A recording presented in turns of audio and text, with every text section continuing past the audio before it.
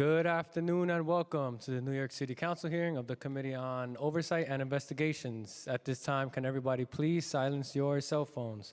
If you wish to testify, please go up to the sergeant's desk to fill out a testimony slip. At this time and going forward, no one is to approach the dais. I repeat, no one is to approach the dais. Thank you for your cooperation. Chairs, we are ready to begin.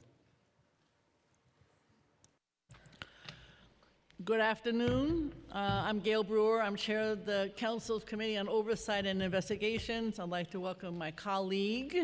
In addition to the wonderful Diana Ayala, we have Councilmember Rita Joseph on Zoom and member of the administration.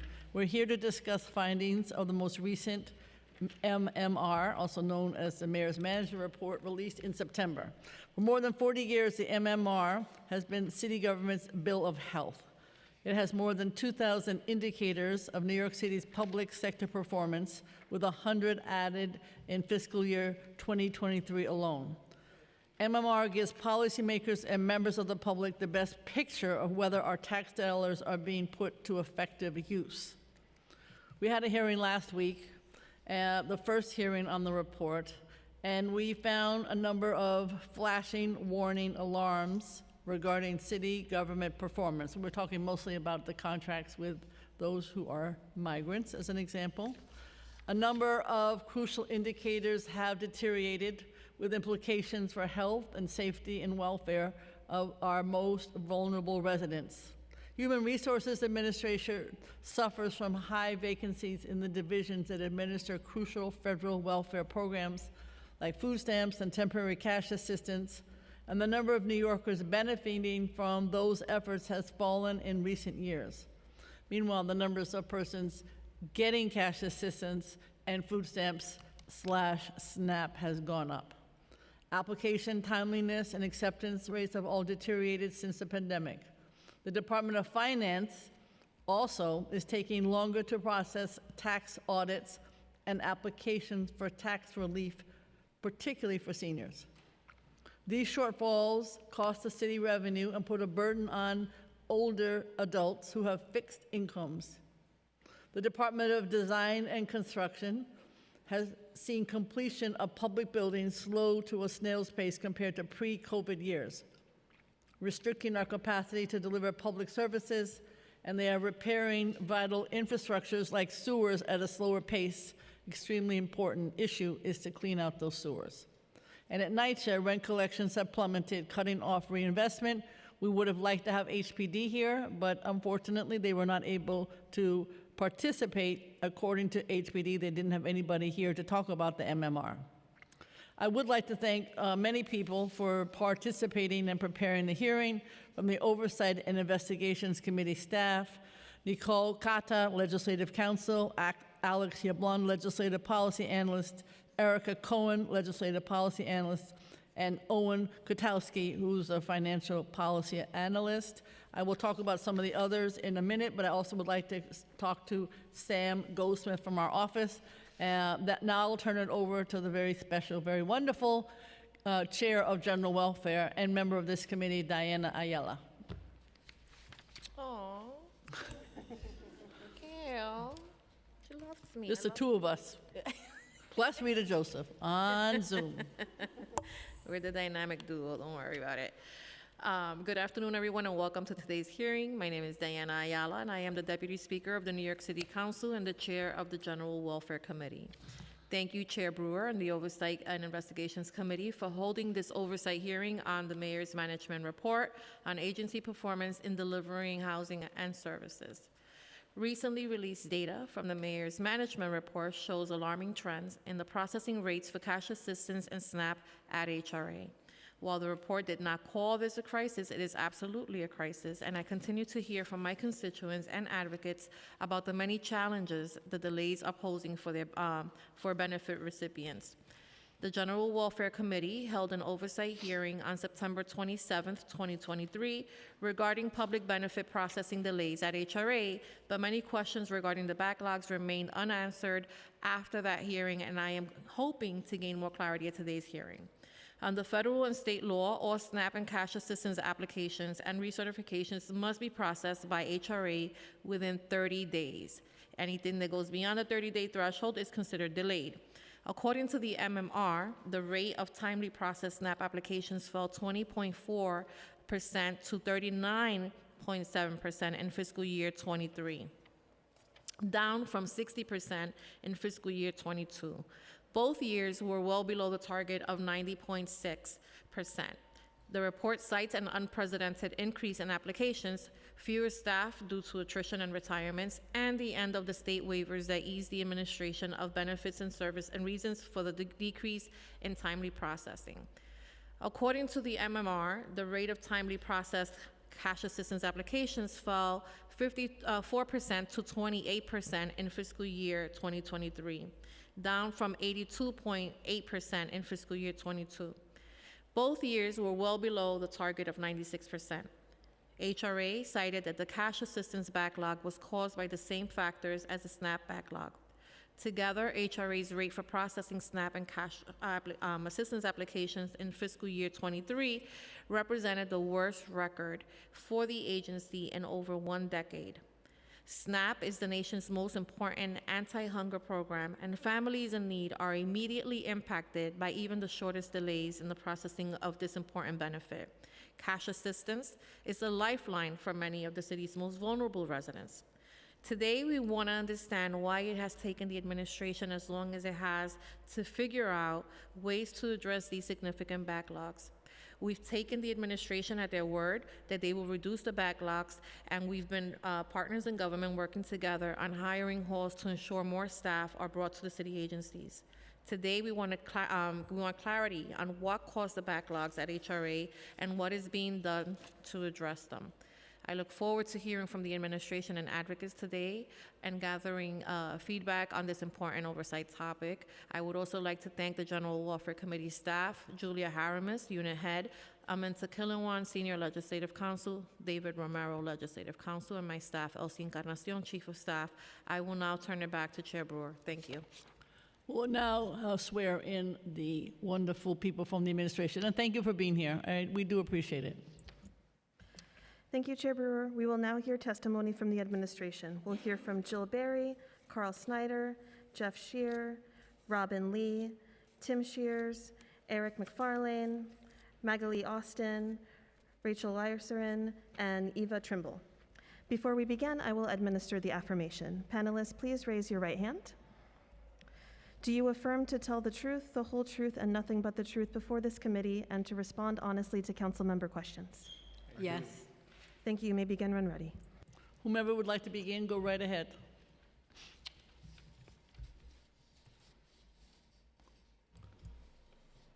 Good afternoon. My name is Jill Berry, and I serve as the First Deputy Commissioner at the Department of Social Services. With me today is Carl Snyder, Deputy Commissioner of the Office of Performance Management and Data Analytics. I'd like to thank Chair Brewer and Deputy Speaker Ayala and the members of the Committee on Oversight and Investigations for holding today's hearing on the Mayor's Management Report. The Mayor's Management Report serves as a critical function as our agency's report card. It measures our performance and service delivery to New Yorkers. As a report card, it can serve as a snapshot in time. It highlights what we are doing well and perhaps most importantly where we need to improve.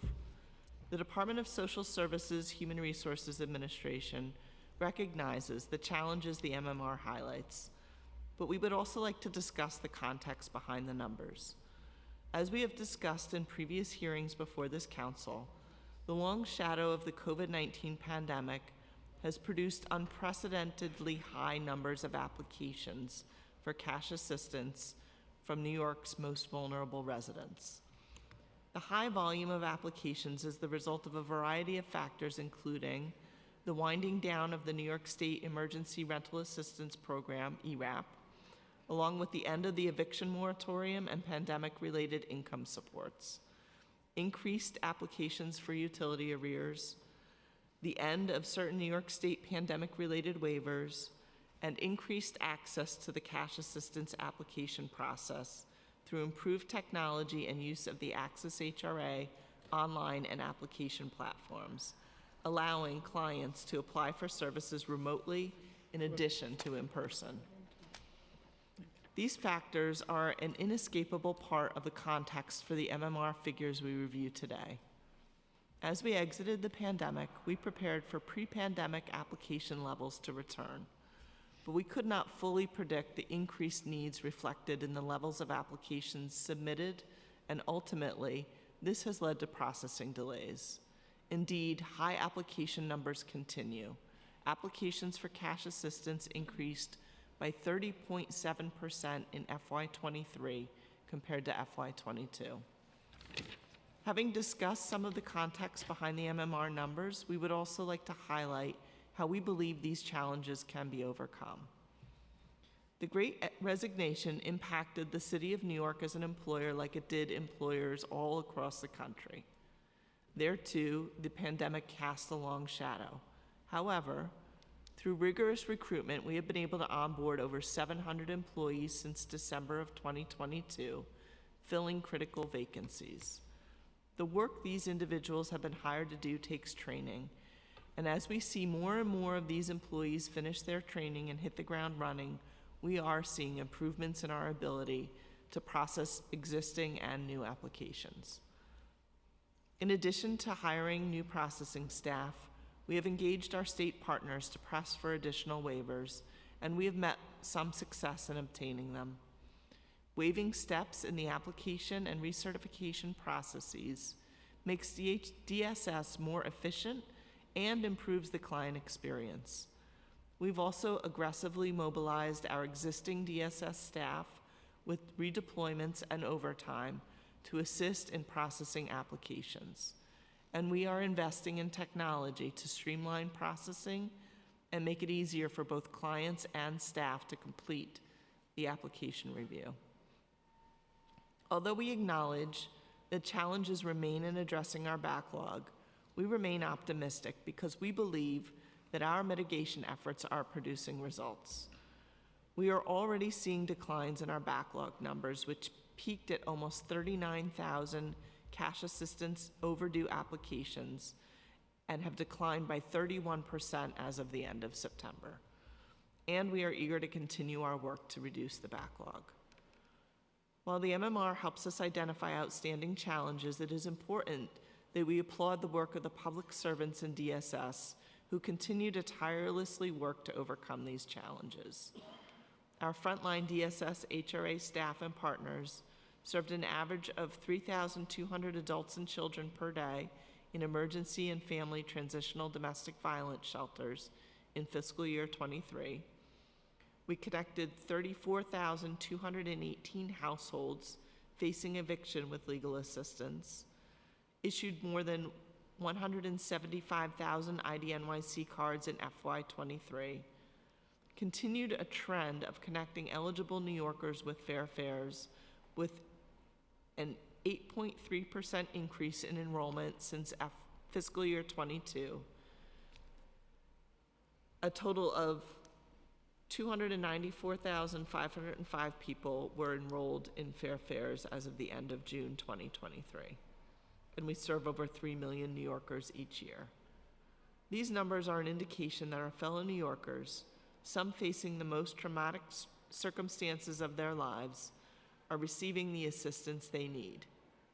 At DSS HRA, we endeavor to work with each client, treat them with the dignity and compassion they deserve, and advance our ongoing mission of providing New Yorkers in need with essential benefits.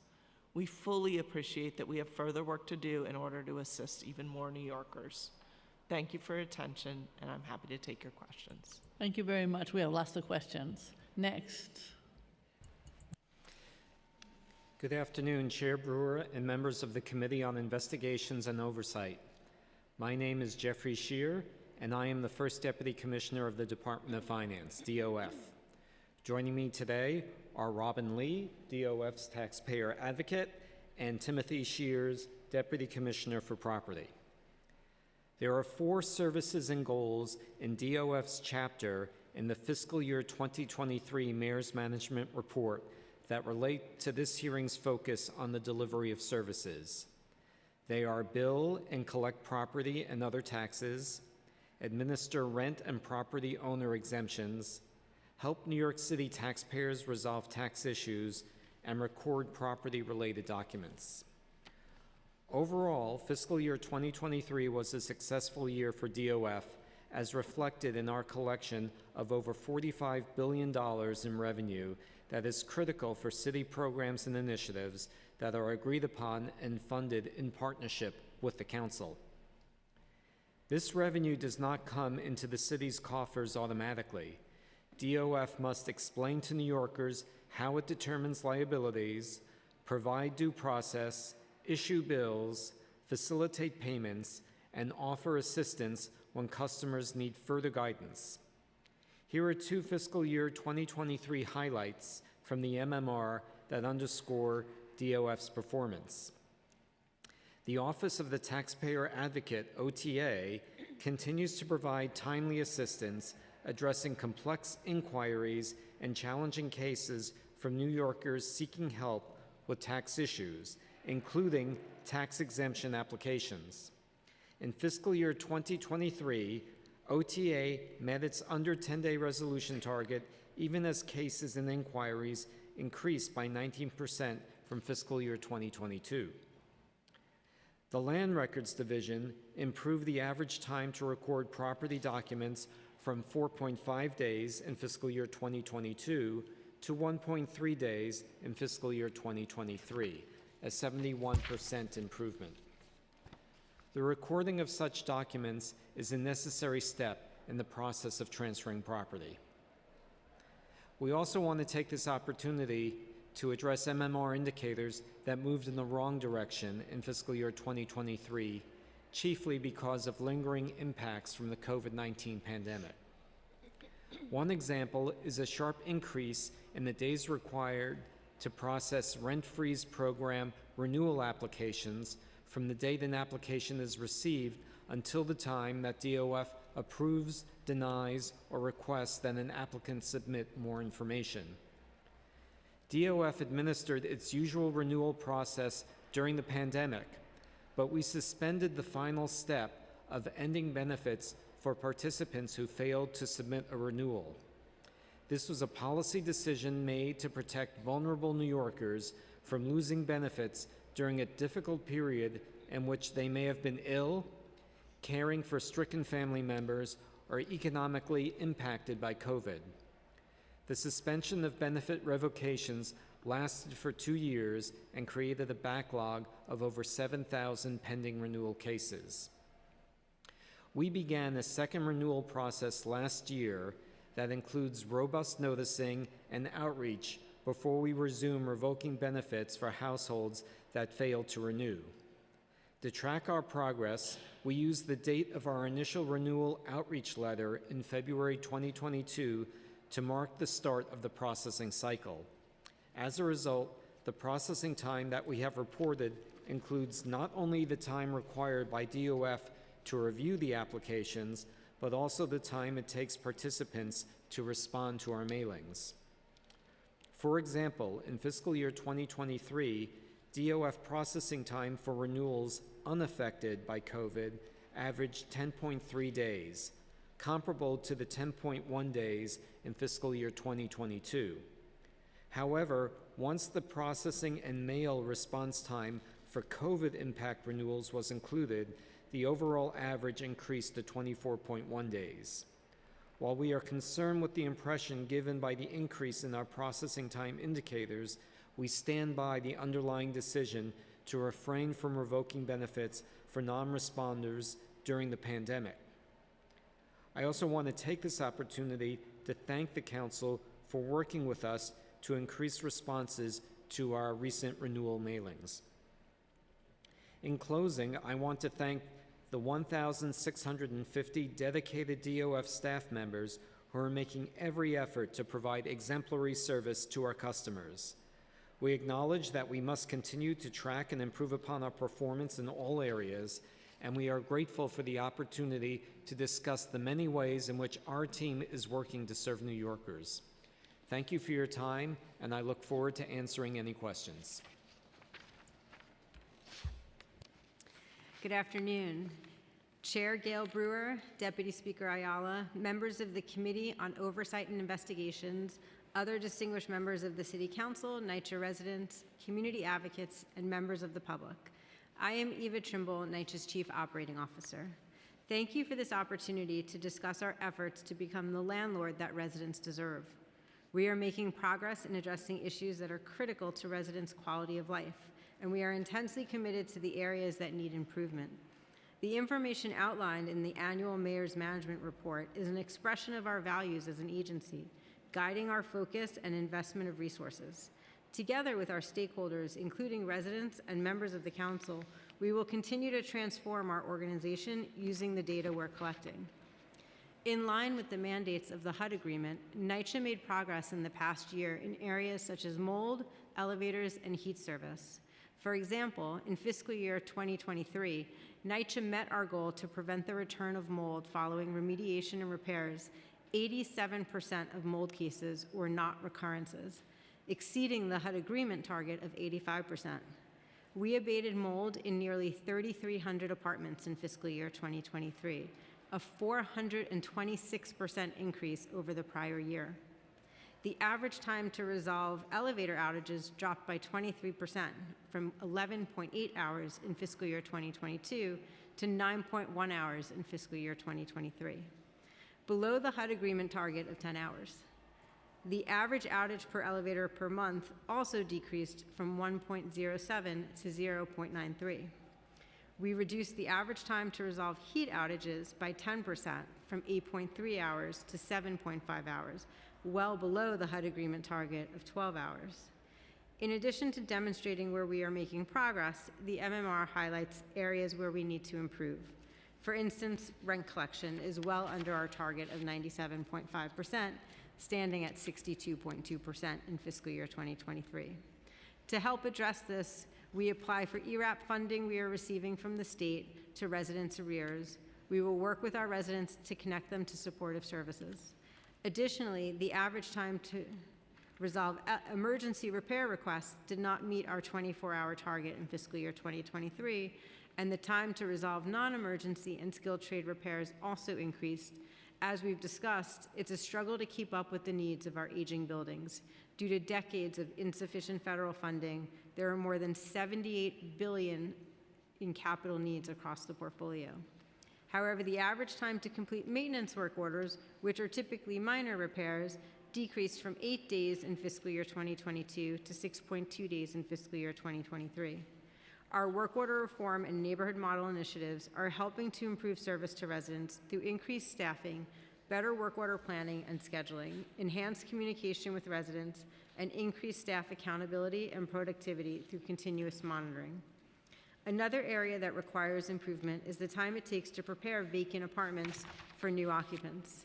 As we discussed with the Council earlier this year, NYCHA apartments require extensive health and safety work once vacated due to their age and often deteriorated condition.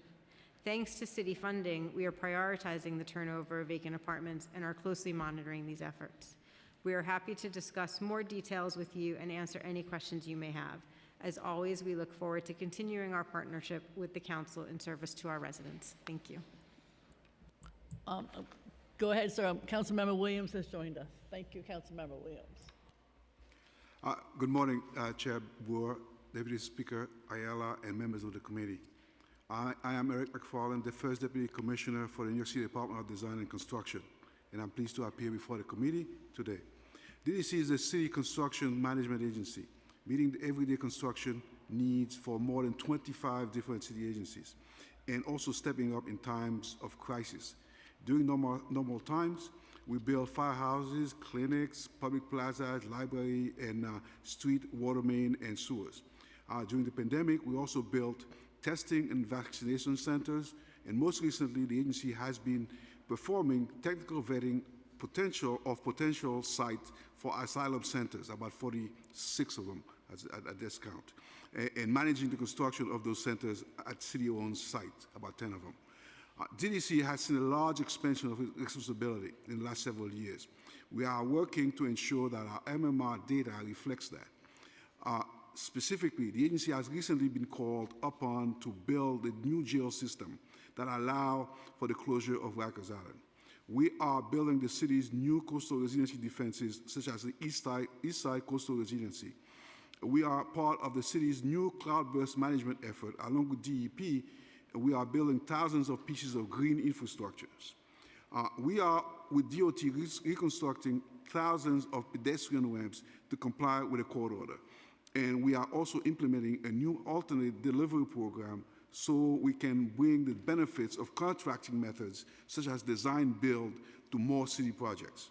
Mayor Adams recently announced that the $141 million Shirley Chisholm Recreation Center will be built by DDC 2 years faster using design build than could have been with the old system of lower bidders contracting.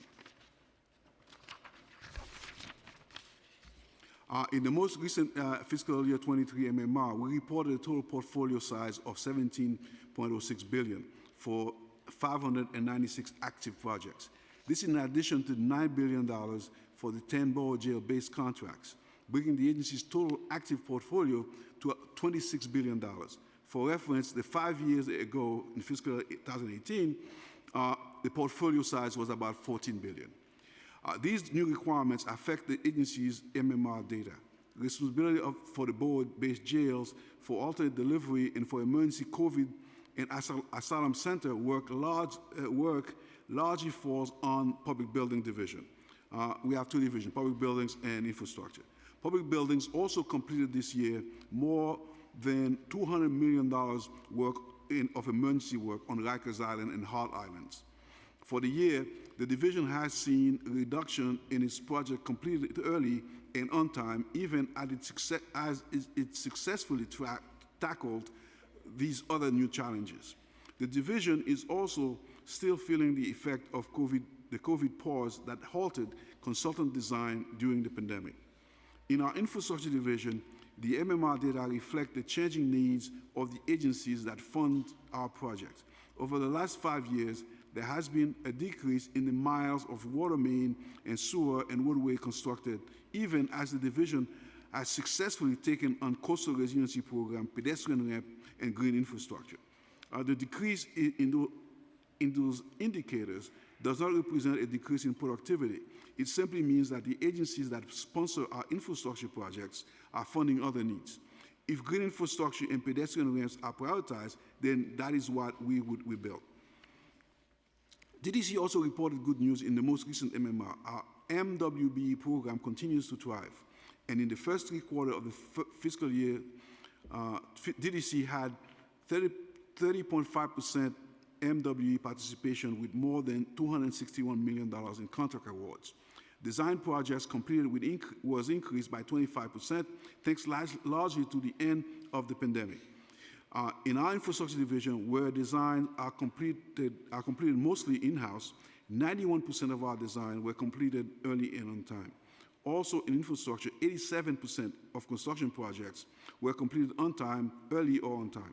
And our front-end planning unit continues to weed out problematic projects before they start, with 106 reviews completed last year versus 49 2 years ago. DDC MMR data reflect the changing needs and priorities of our city, as well as factors outside of the city's control, such as climate change and court orders. The growth in the agency's portfolio also represent the necessity of an agency like DDC and the faith city government the city government has in DDC to carry out important life-saving initiatives such as the East Side Coastal Resiliency.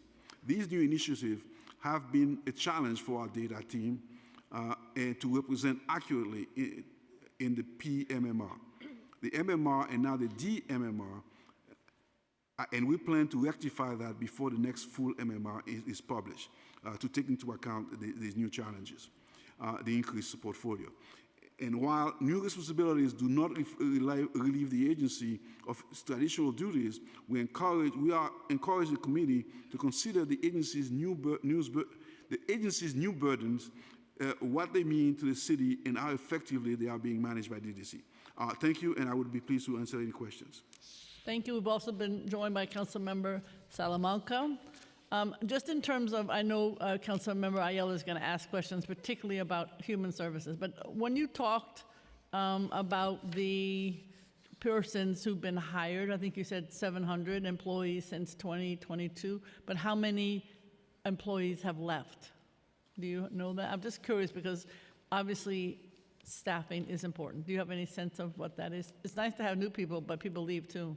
Yeah, and I don't have that exact number with me. However, we are continuing to hire monthly on for both the SNAP and cash programs, currently at numbers that are higher than our attrition rates, to make sure that we continue to see increases in the numbers of staff. And we monitor the overall numbers of staff in both the SNAP and the cash programs to make sure those numbers continue to increase. And you know that there's a hiring freeze coming, but we will plan to work with OMB on exemptions for these particular titles to make sure we don't lose any ground in the staffing for the SNAP and the cash programs Okay. in And particular. I do want to say something nice, because I know we don't often do that, but we had a person coming to our office who had SNAP issues. He had issues himself. He had issues getting SNAP. And his name is Robert Spencer. I don't think he minds being named, but the person who came was phenomenal. Somebody came from DSS to the office, helped him, had to go back that night, 8 o'clock at night, to Brooklyn, and then came all the way back to the Upper West Side with the SNAP card. So we wrote a letter of thanks, but I just want to say that was a big deal. And we thank you for that. Thank Not you. many employees would do that. The staff really do care about the work they do. Yeah, that was huge from my perspective.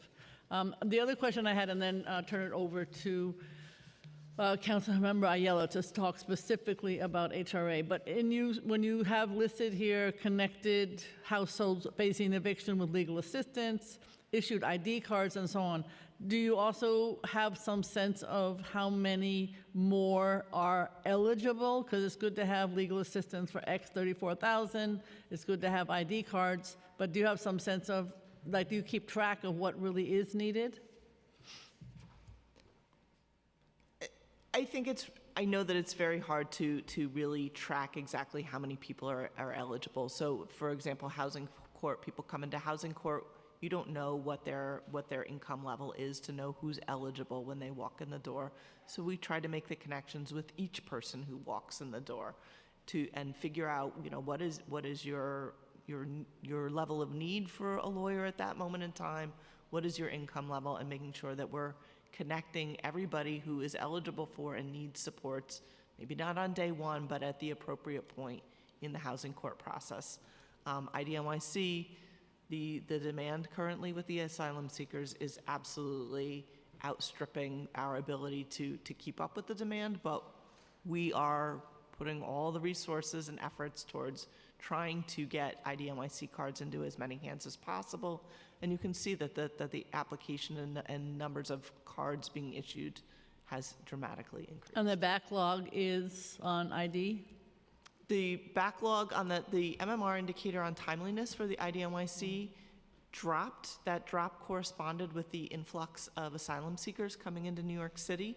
And what we did was rather than trying to meet the 14 days of issuing a denial or a card, we took a step back to make sure that we were really evaluating each application in its whole, doing as many manual secondary reviews as possible to get the IDNYC card to as many people as possible.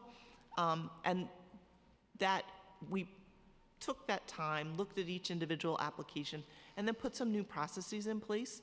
And the data is not published yet for July, August, and September for IDNYC, but it's back up to 98% timeliness. The MMR just reflects that period of time where we sort of took a pause to make sure that we really were carefully considering every piece of documentation people were submitting and making as many people eligible as possible, because that's the whole goal of this IDNYC program, is for these new arrivals. All right.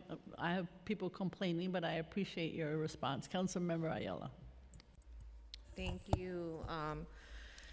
Thank you so much. Obviously, we've had a couple of oversight hearings on the issue of the timeliness of application processing and, you know, the concern that New Yorkers in desperate need of specifically SNAP benefits are having to wait longer periods.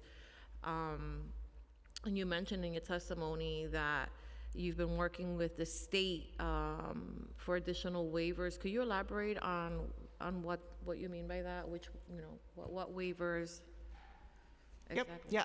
Thank you, Deputy Speaker. Happy to talk about a couple of our very recent waivers that are making a big difference, seeing some differences already.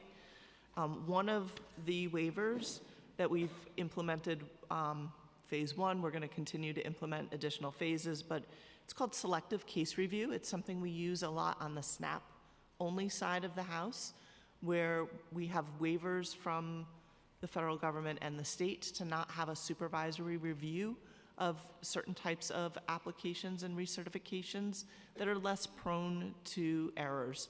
So those supervisors then don't have to review. First of all, the processing is faster because many cases don't need a supervisory review. And it also frees up the supervisor time to spend more time, in particular with the new staff that we've onboarded who need help and support and supervision to make sure that they're getting the work done. That's one recent waiver. The other waiver that we implemented in October, and we're going to see the effects in December, is we've eliminated the 6-month mailer for cash assistance cases without earned income. So these are people who are on fixed incomes, generally don't have a lot of changes to their income or case composition, and they now only have to do the recert every 12 months. They don't have to do that 6-month interim mailer.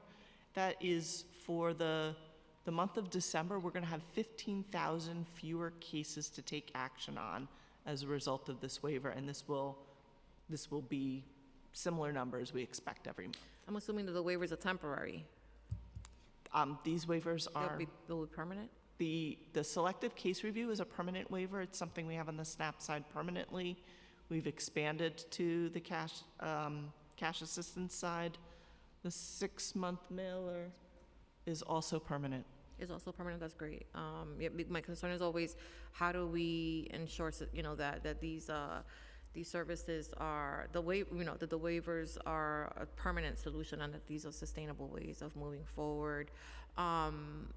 You also mentioned that the agency has been investing in technology to streamline processing, and one of the major things that came up at our previous hearing was from the staff directly, who shared with us that during the beginning of the COVID pandemic, they had started using, I believe it's the Ashley system. Is it the Ashley system? Am I correct? Angie, okay.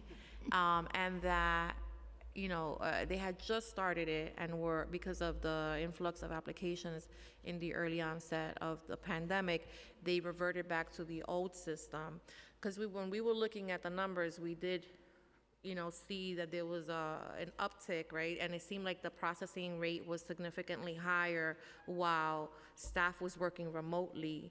And then when they came back, there was a significant drop.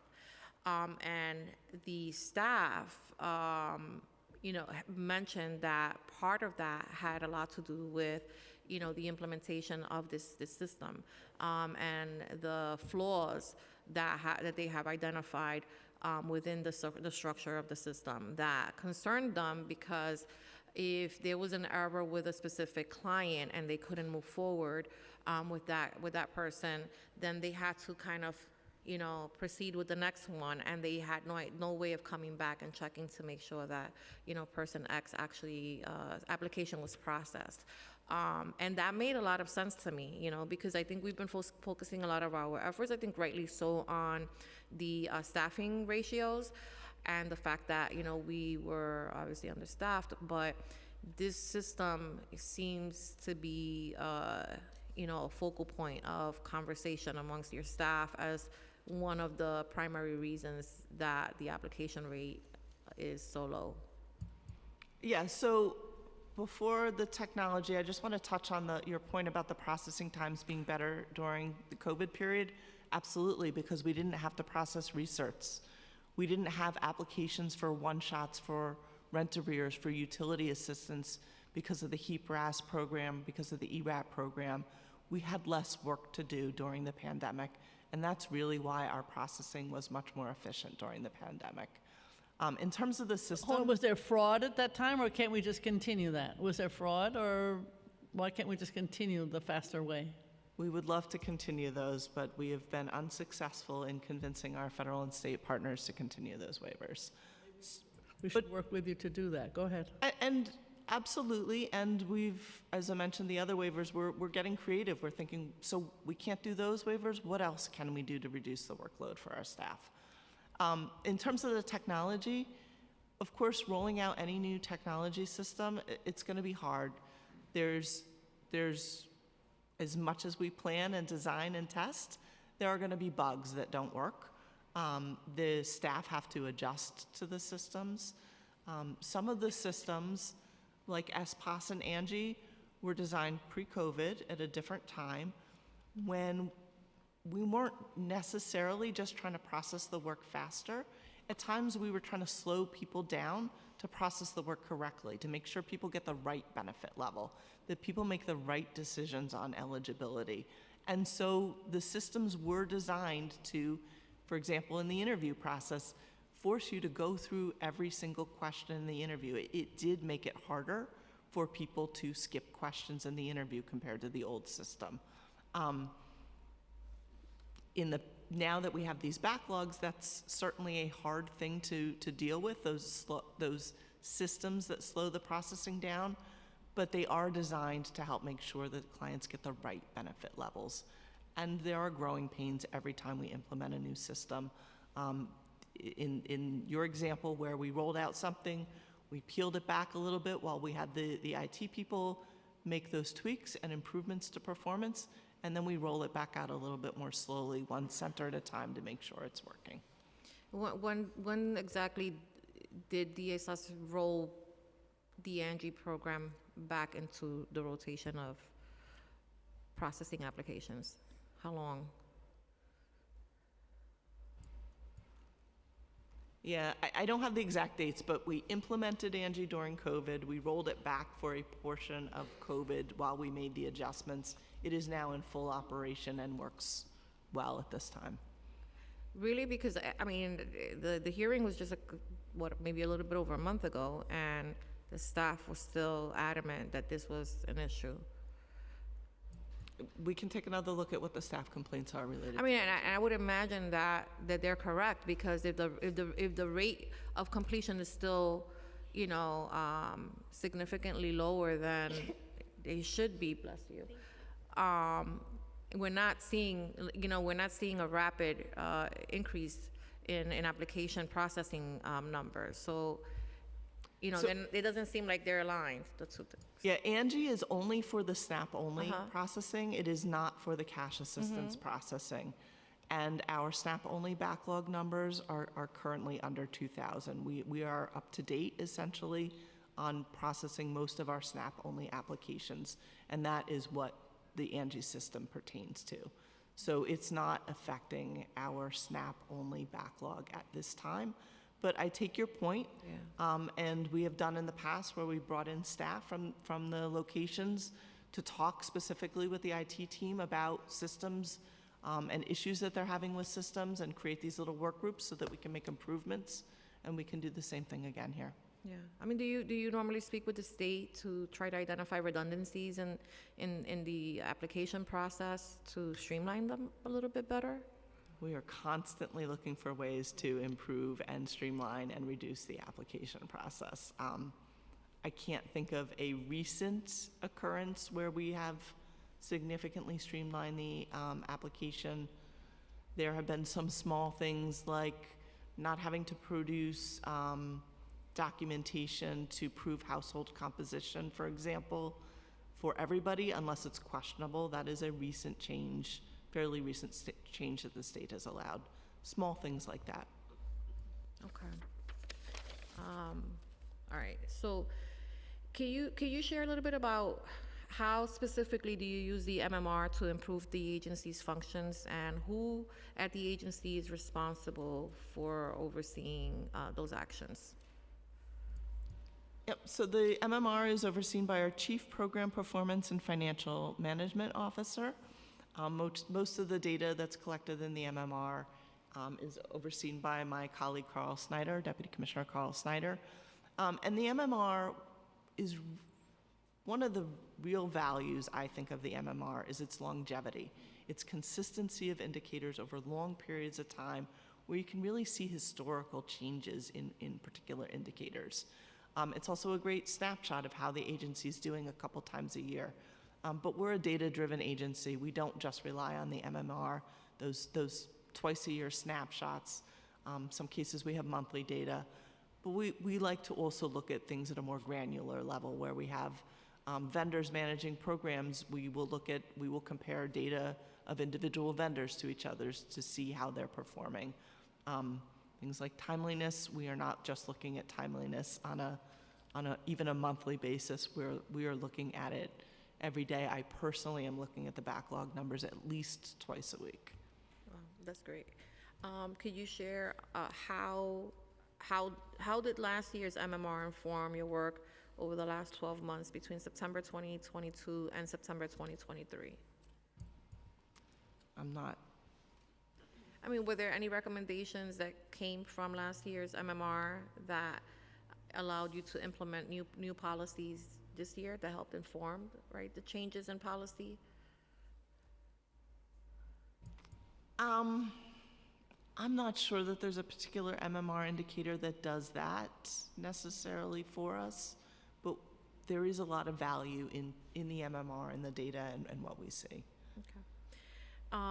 In the MMR reporting on SNAP processing timeliness, according to the fiscal 2023 Mayor's Management Report, the SNAP application timeliness fell 20.4%. I know we discussed a little bit of this.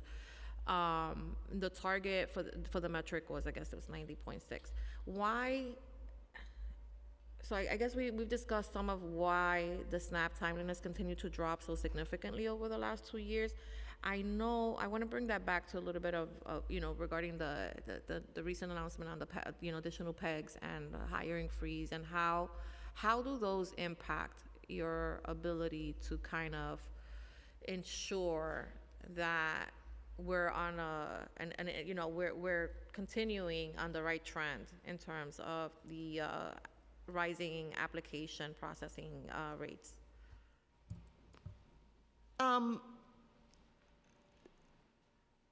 We look at, to address the backlogs and to look at the numbers, when we're looking at the numbers, we're not just looking at staffing, right? So we develop models for the backlogs that show sort of where we are, where we've been, and where we think we're gonna go.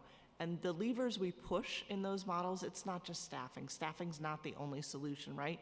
There's things like the waivers that are quantifiable, having 15,000 fewer actions to take in the month of December because of the 6-month mailer waiver. It's a tangible thing that's measurable, that we can create and model out what the backlog is going to look like.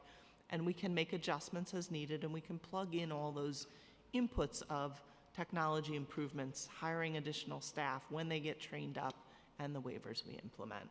I just also want to point out the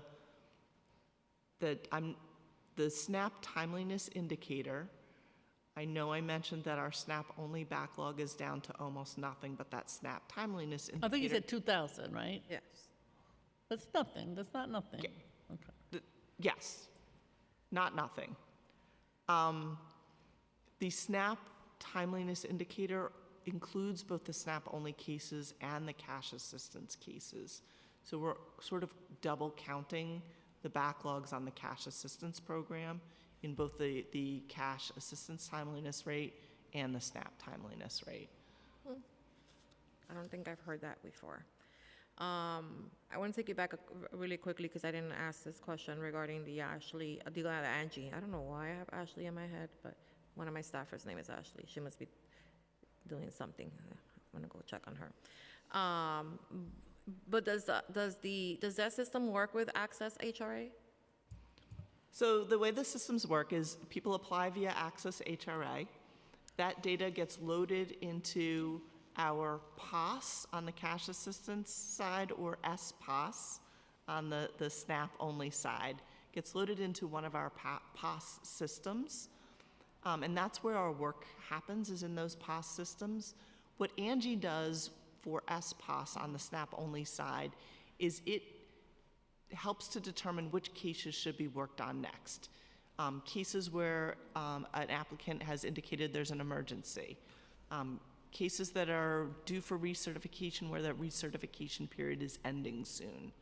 And it dishes out that work automatically based on that information to the workers so that we're working on the right cases at the right time.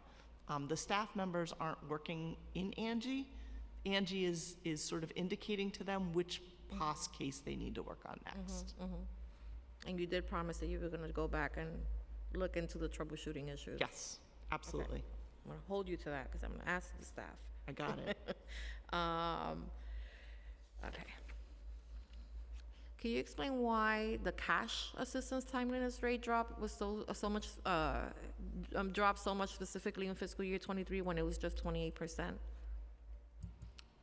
Yeah, during COVID, the cash assistance application timeliness rates were actually not that bad because we didn't have to process recerts.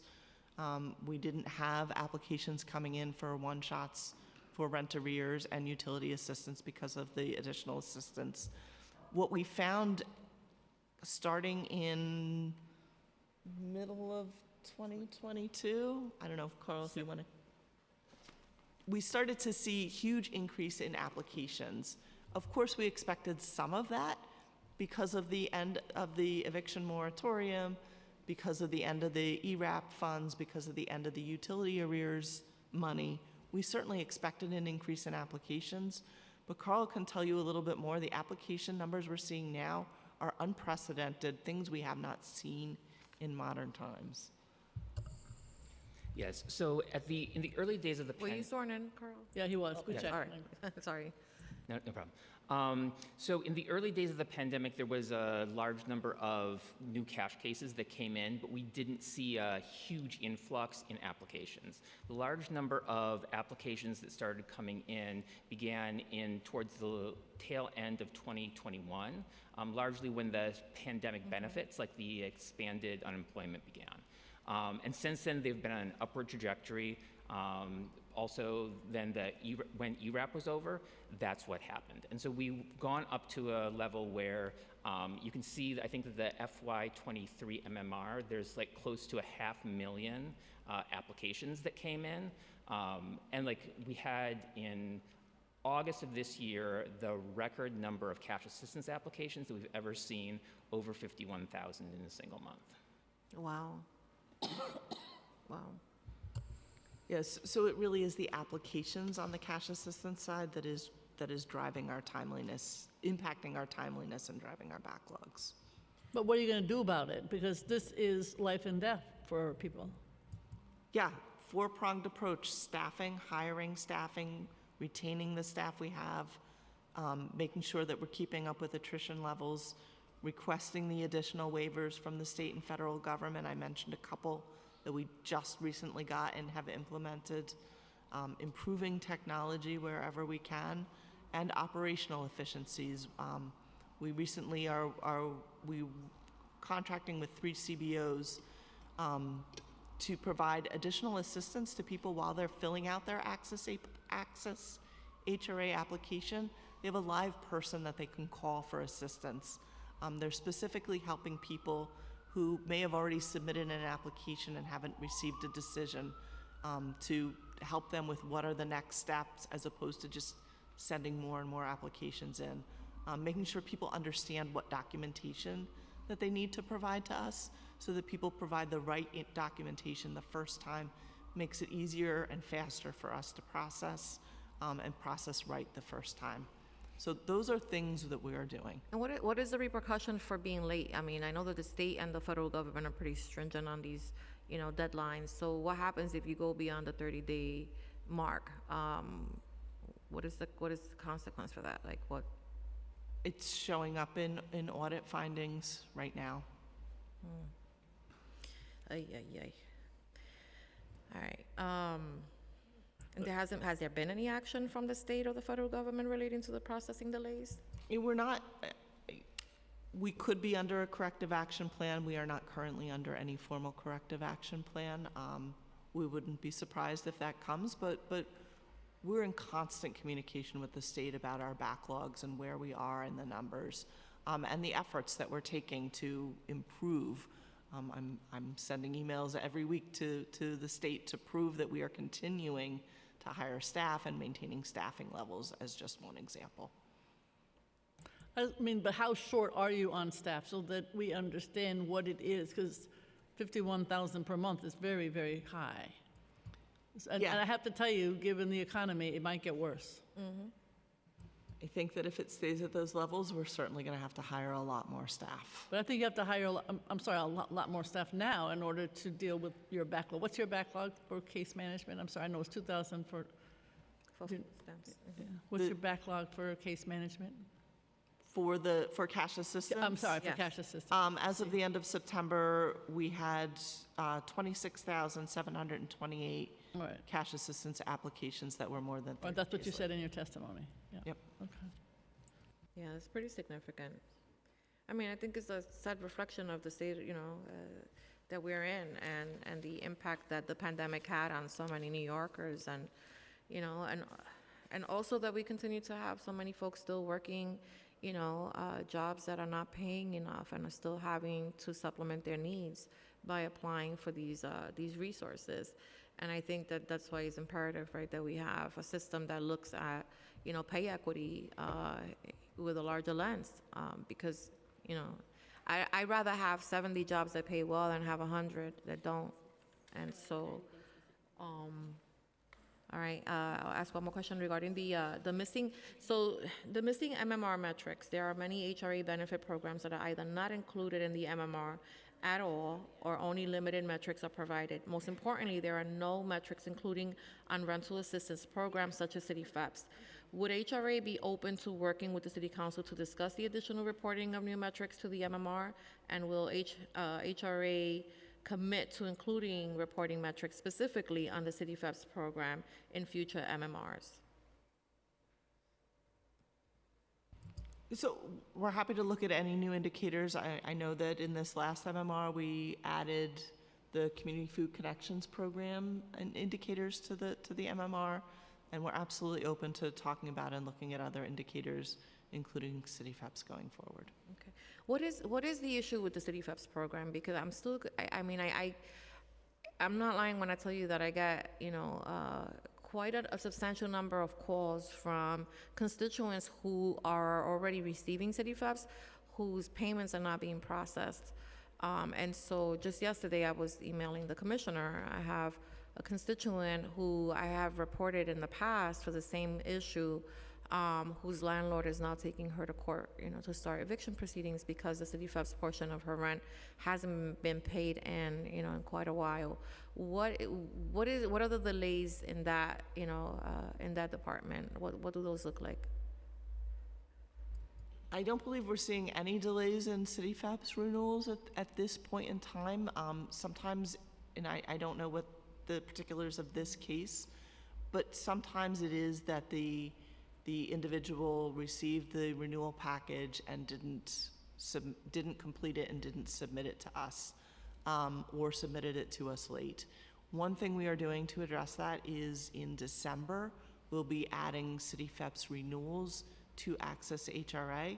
It'll be easier for individuals to monitor when their City FEPS needs to be renewed and submit it online through us. That's great. So you process the applications, the renewal applications, but in terms of the payments, that's also under DSS, right? Once we process the application, the renewal, the payments go out. There wouldn't be a delay in between a payment and a processing.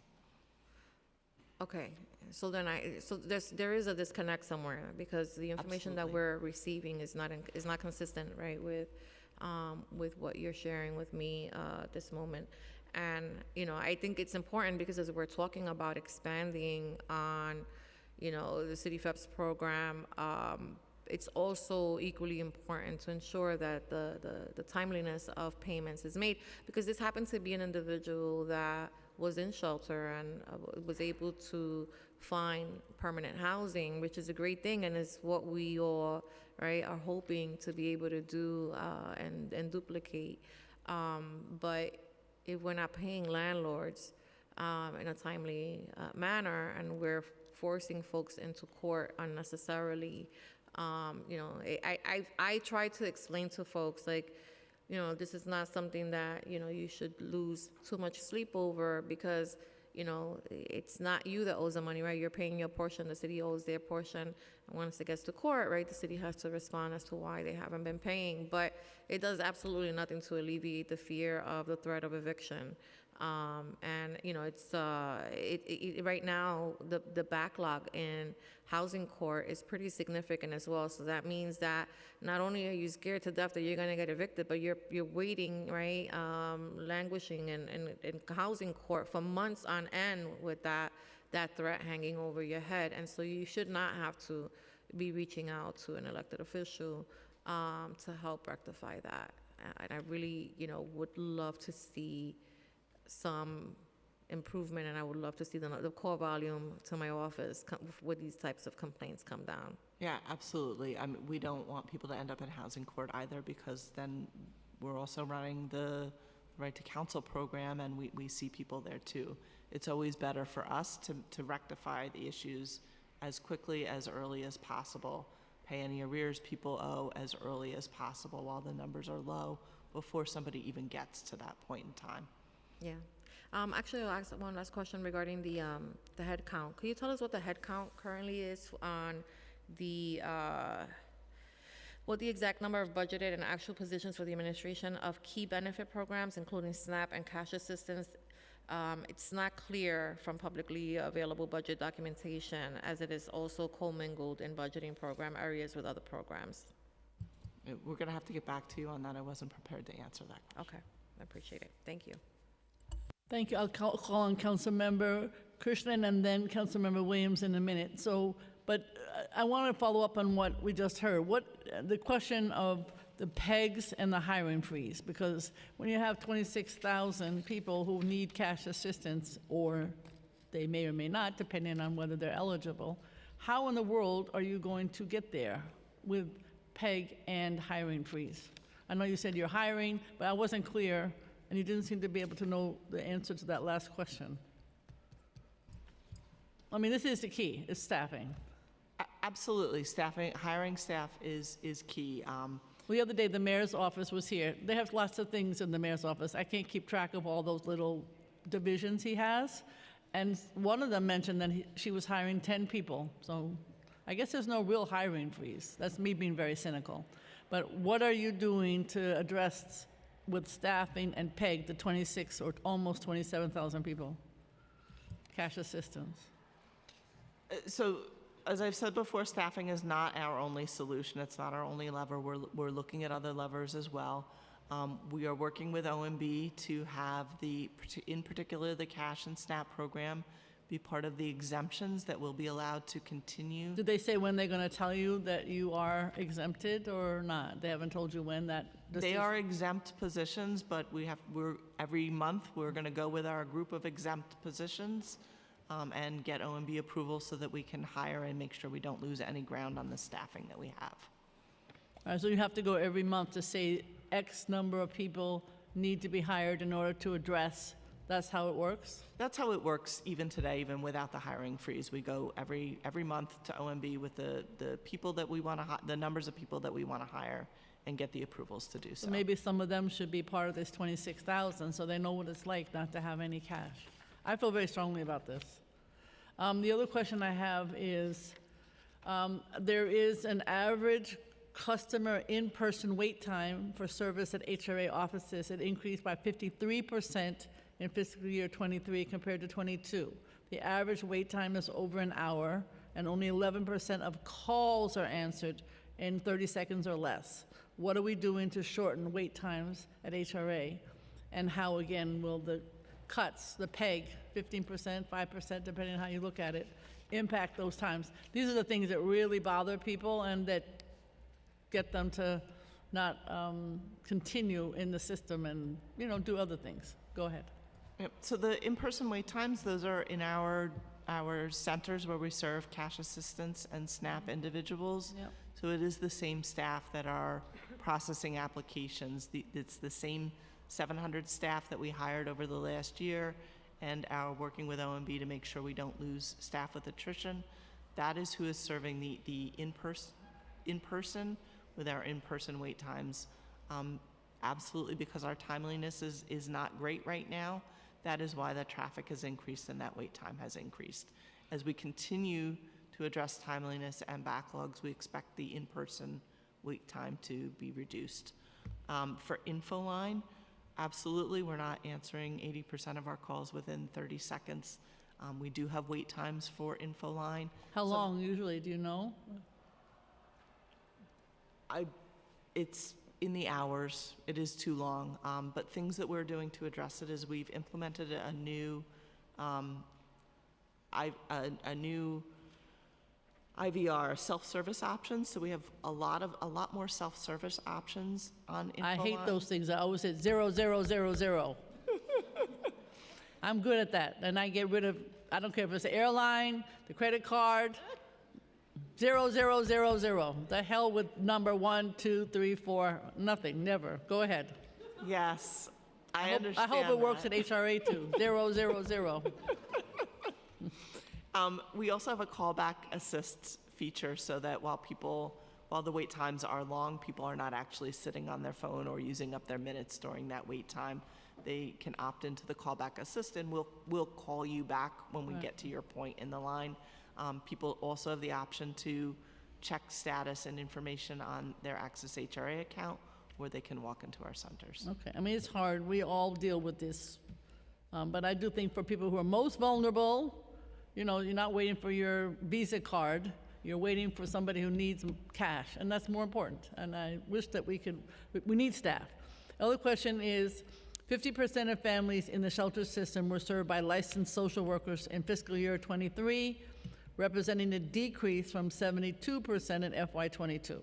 What is the agency doing to hire more social workers to address this need?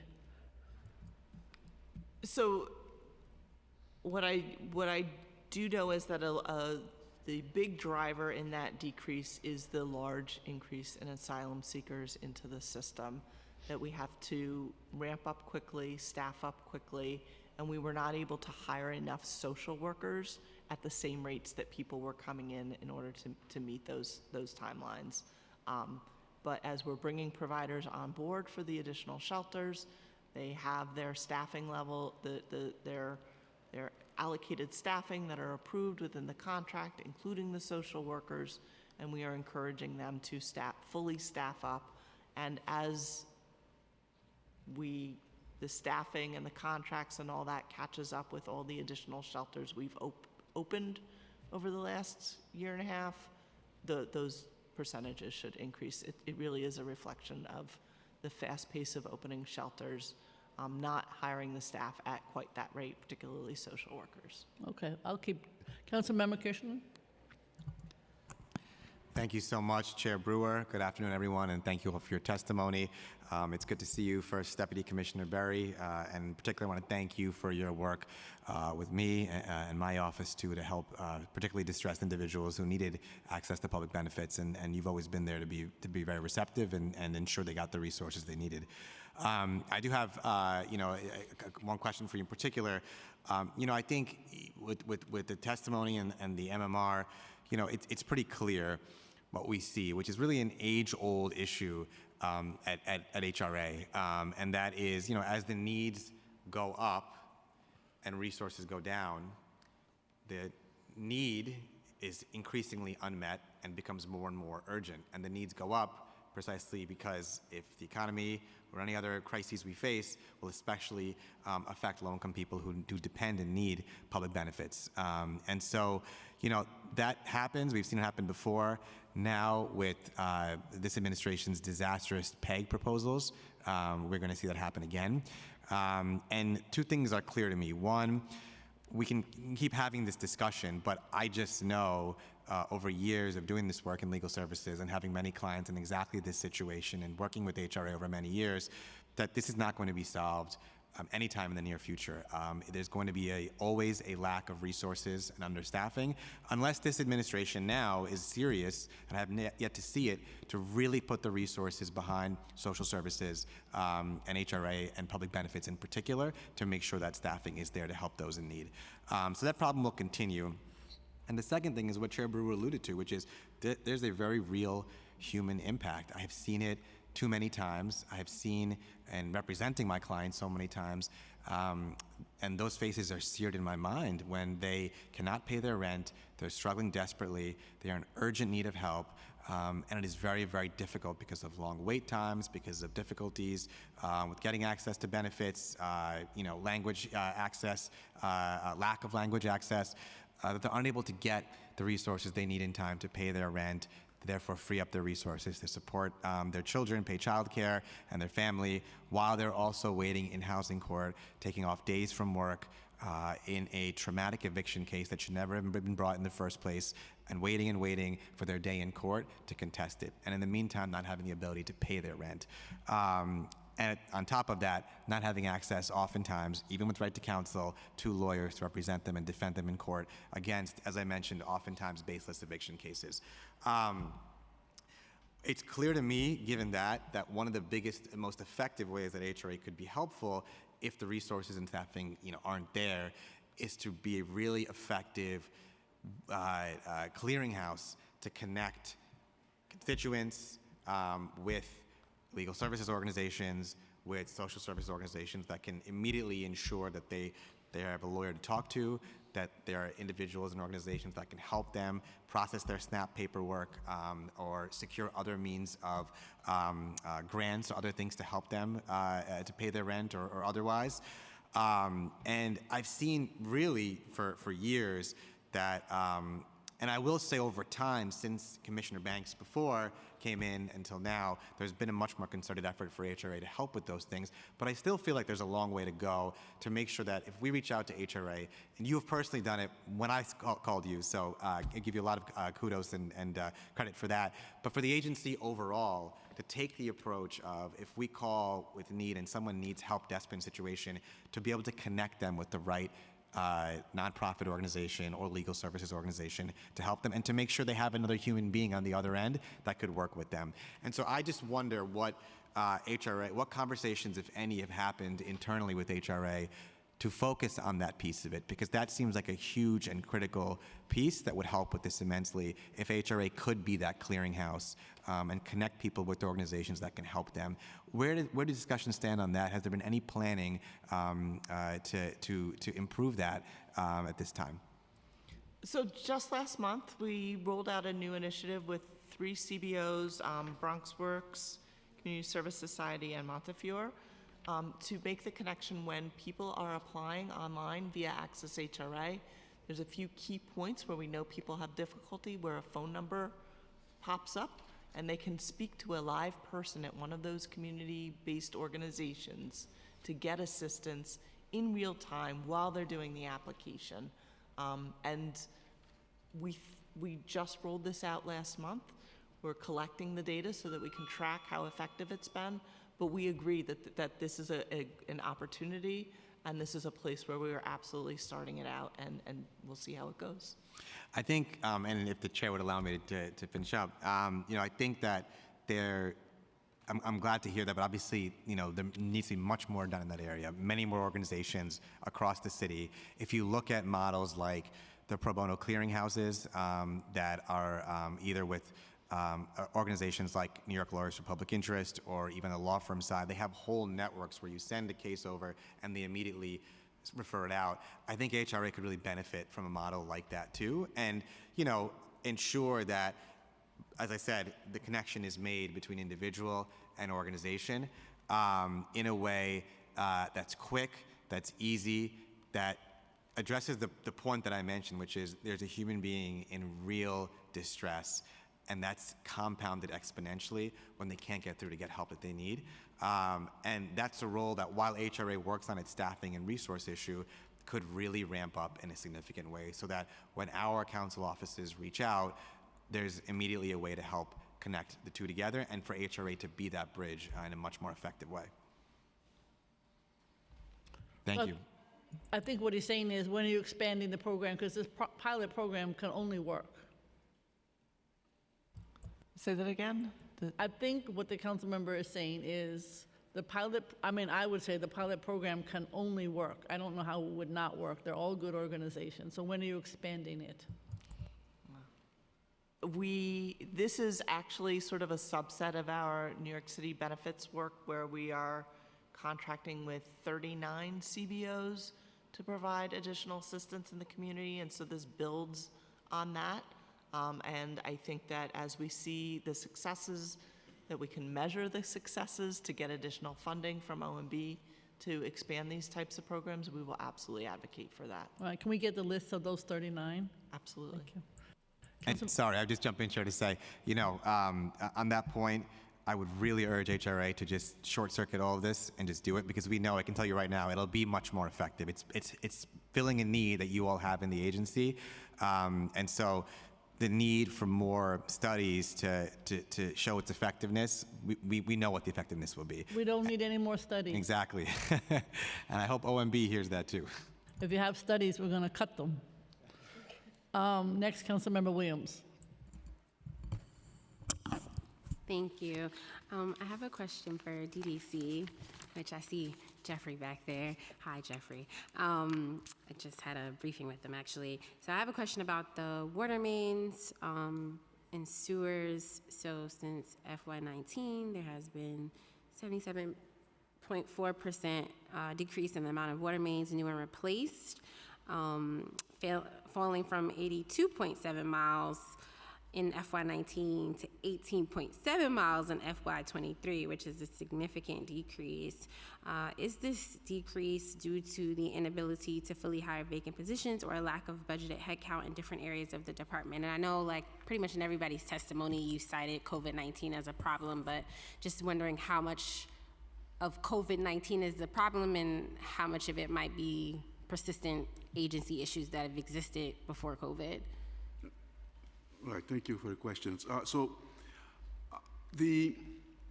As you know, our projects come from the sponsor agencies, the DEP. When we talk about sewer and water, we talk about DEP basically, and it's based on their priorities. Right now, beside, of course, COVID-19 was not such a factor in this, but because all our design basically for DEP basically were in-house engineers.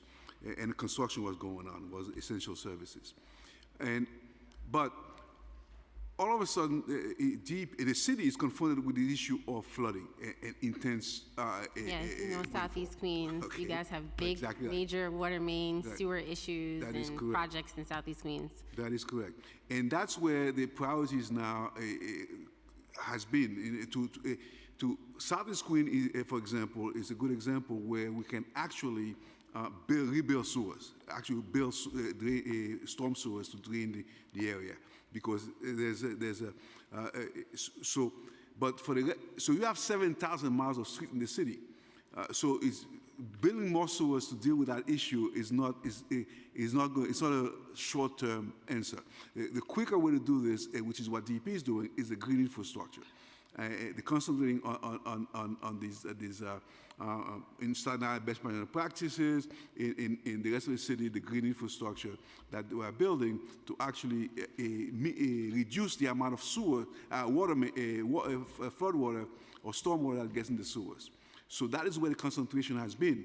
And of course, we have additional programs such as the ped ramp throughout the city that we have to do, and of course the East Side Coastal the resiliency jobs. So the focus has been on projects. It's not that we're doing less projects, we are doing more projects, but the focus has been on projects that doesn't have a significant amount of the normal, typical sewer and water main replacement. So that is why the number, although we're doing more with green infrastructure to try to address the issue of flooding, the amount that's temporary. The amount of sewer construction has sort of decreased. Yeah, sewer infrastructure issues have been a long-standing issue way before COVID, and Yes. like the delays and the lack of investment has always been a persistent problem in the community. So is there anything that you suggest the council do to ensure that targets are met and moving forward, the amount of sewers and water mains installed increases? Take Southern Screens, for example. It's fully, essentially, we have, it's a $3 billion program, so we have the money. It's a question of, but the issue of sewer construction, for example, is that you have to start from the outlet. It's a gravity system, so which means that the flooding that's upstream, in order to solve that problem, you have to start downstream, somewhere in a different part of the community, and move forward up to actually, because by increasing the sewer size upstream without taking care of the outlet, you're not going to solve that problem. So it's Southern Screen is a good example where we're actually doing this. It's a $3 billion program. So you have the resources. We have the I hear resources. you. So then, like, how can you articulate the delays? If you have the resources, you have everything you need, then what is causing the delays? The delays is not in projects that we have. In other words, in the type of, as I said, the type of projects that we're doing right now do not involve a same amount of sewer and water main construction. It's other things like Pedramp. If we do a ton of Pedramp around the city, that's not. There's no minimal sewer or water main replacement. So you're saying like what reflects this sort of 69% decrease, or really 70% decrease, is not for the same type of work? That is correct. We are doing more work actually, but not of that type. Okay, and so the other work that you're doing on the sewers, is that also reflected in the report? Because I'm just going off of like what we have here, like, and I don't have the full report, so I'm just wondering, like, the other things that you're talking about seem to be somewhat on schedule. So for the things that we're reporting on that seem to not be on schedule and significant delays, I'm wondering if what you're reflecting is also in the management report. Okay, so no, because and that's one of the things that we are trying to address, to actually deal with the other projects that we are doing, to sort of reflect it, be more effective in the MMR. It's not just sewer and water main that we're doing. Okay, Chair.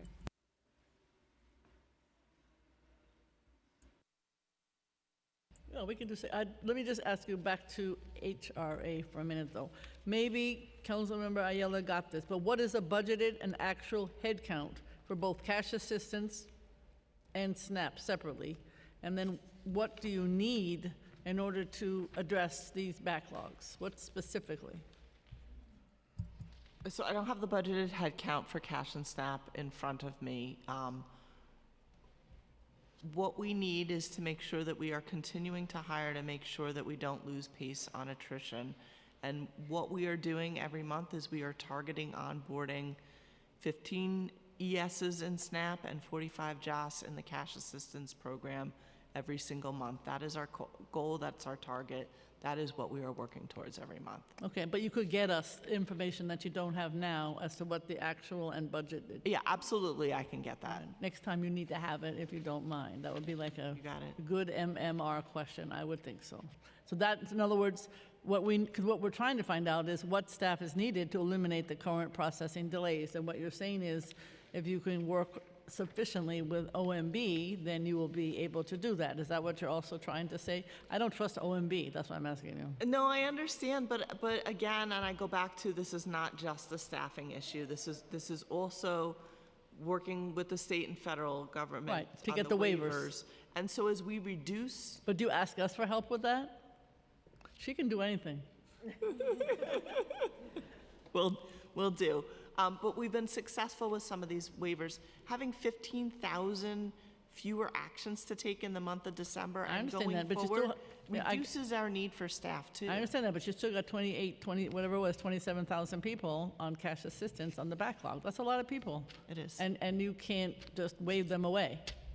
They No. need help. We're going to help So- every single one of them. I know, but in a time frame so they don't get evicted, so they don't need a legal aid attorney, that's the problem. And home base can only do so much.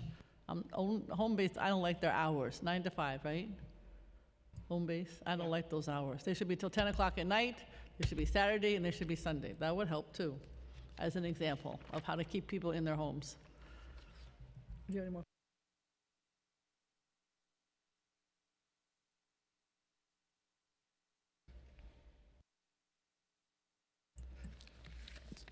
So while we're waiting, why don't we go to finance, would be helpful.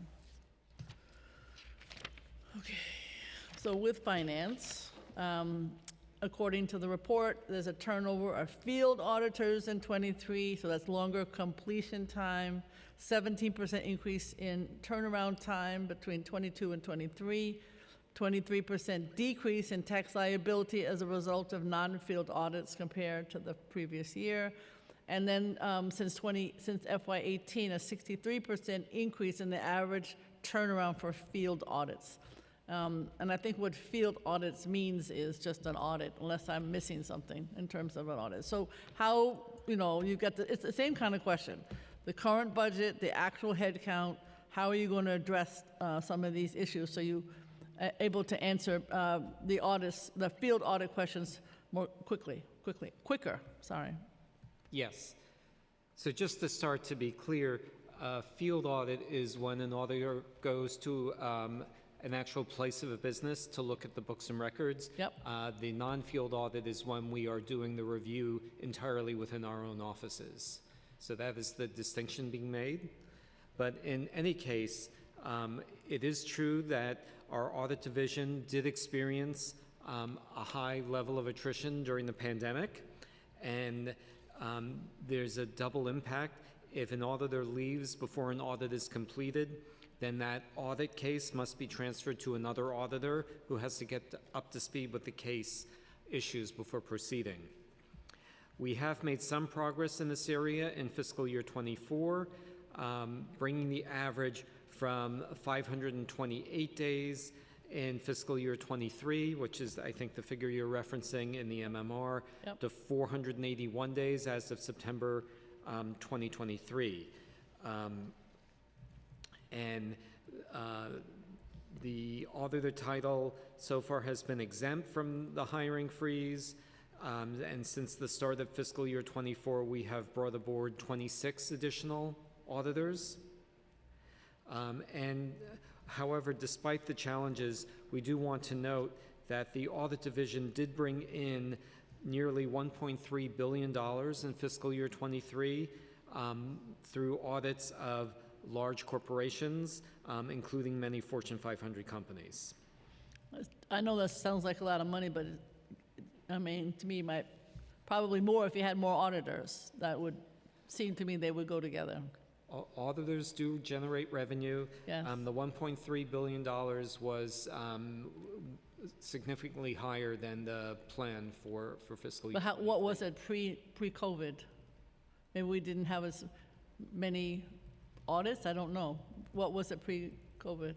I'll have to get back to you with that. I know. Because 1.3 doesn't sound like a lot of money, I have to say, in our budget, so who knows? I think that more could, I feel very strongly that you obviously need more auditors.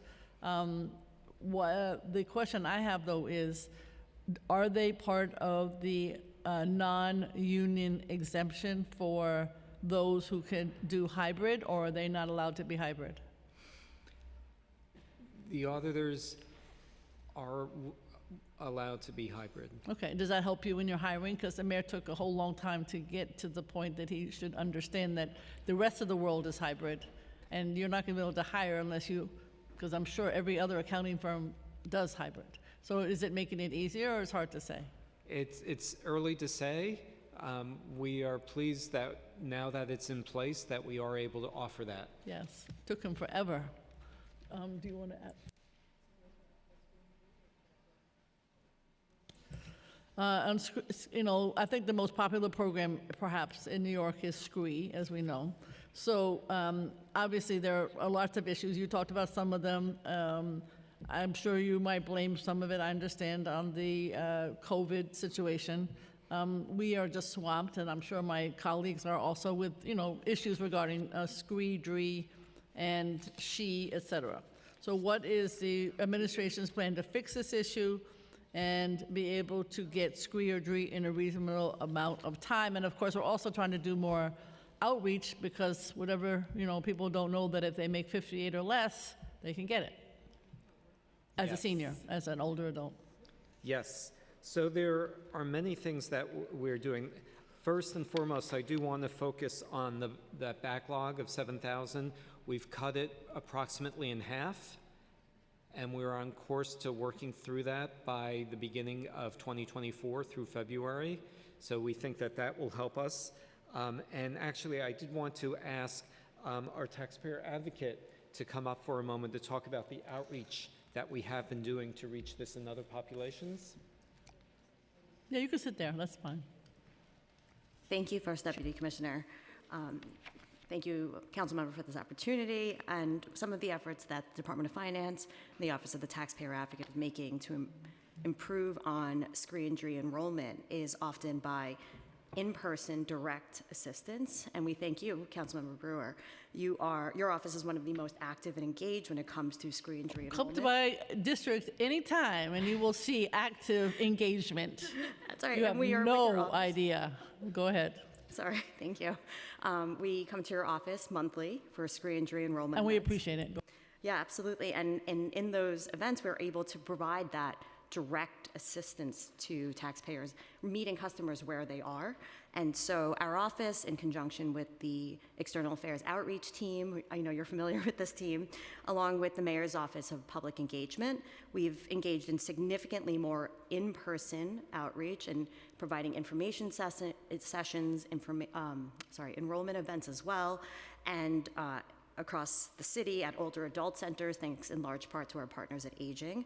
And we've partnered with many council member offices to provide training sessions for your staff and the volunteers so they can also make the enrollment process and the application process easier for taxpayers. And again, meeting them where they are. Oh, I appreciate that. So what is the head count for the SCREE office in terms of what you have now and maybe what you need to deal with the 3,500? I assume, if my math is right, that will still end up being another, there'll always be hopefully more applicants, and then if you don't have enough staff, you'll still have a big backlog. Right.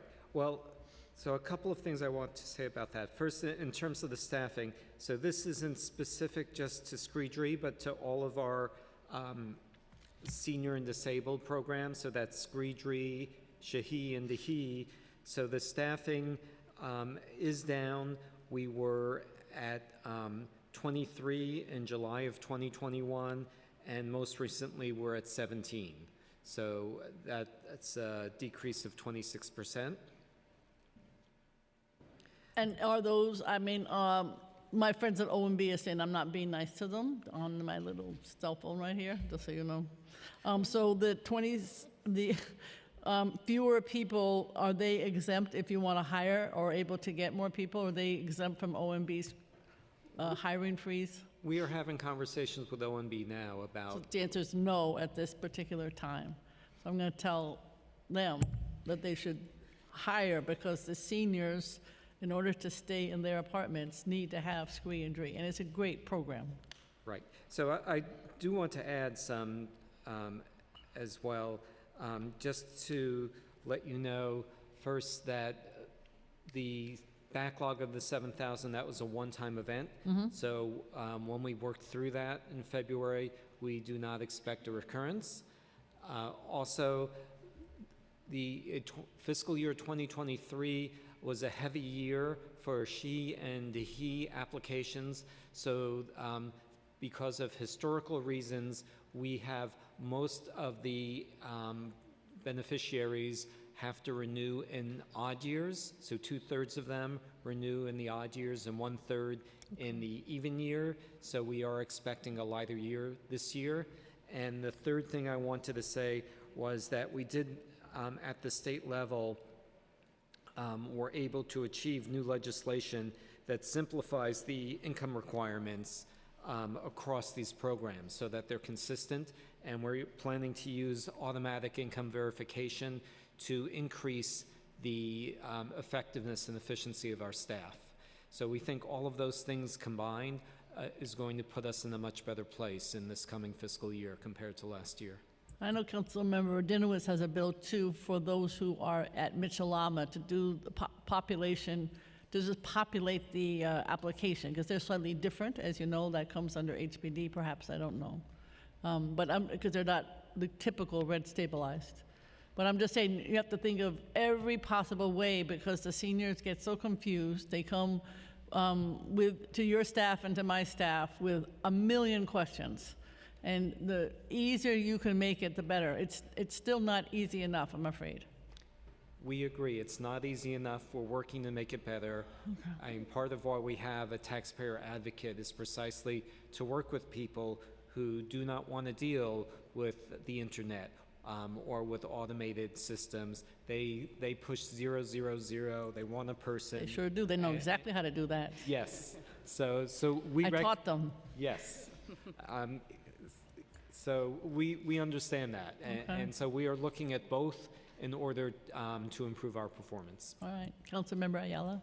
Does that improvement include making changes to the recertification process notifications? Because I know that some time ago that the onus was really on the applicant to remember that they had to recertify. Do they get some sort of notification advising them that recertification is coming up? Yes, they do. Yes.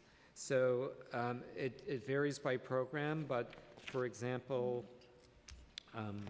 bear with me, I believe for the Screedry, for example, I was describing that we had started to do the recertification process during the pandemic, then we stopped short of cutting anyone off. So that process consists of 4 mailings, one notice 60 days prior to the end of the benefit period, one on the actual renewal date, one notice 45 days after the renewal date, and one notice 90 days after the renewal date.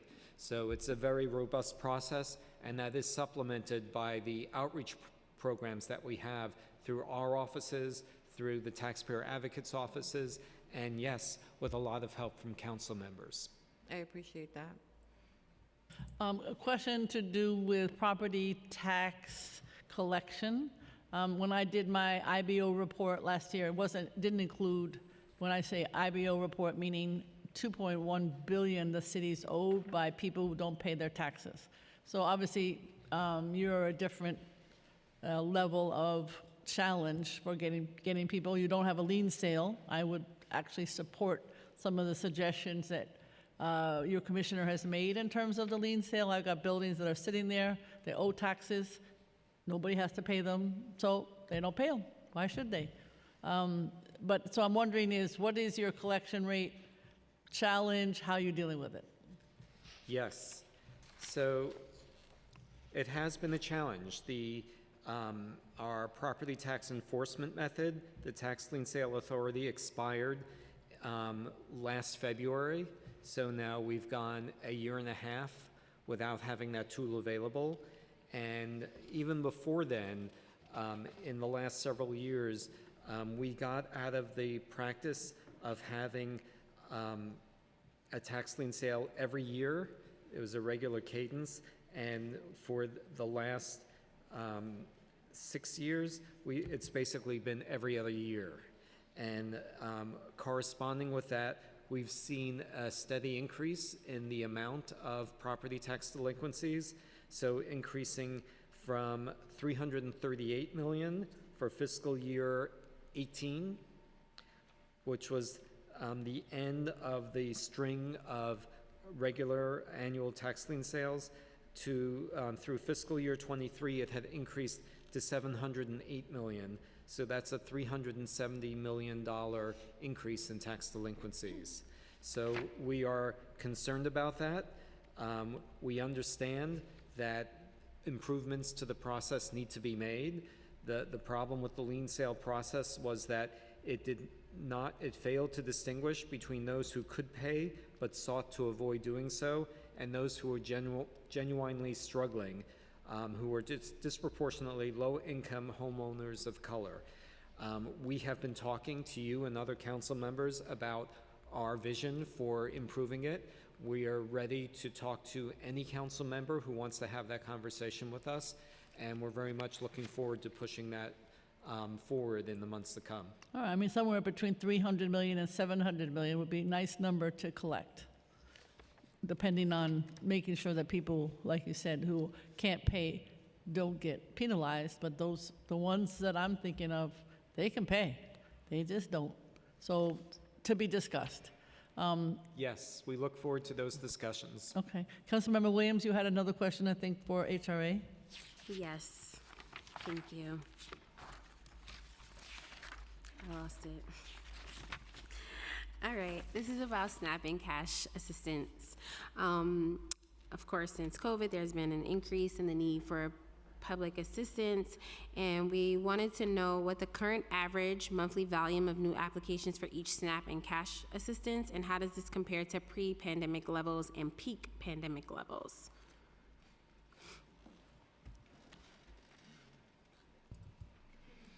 I'm going to have Carl come up and walk you through the data.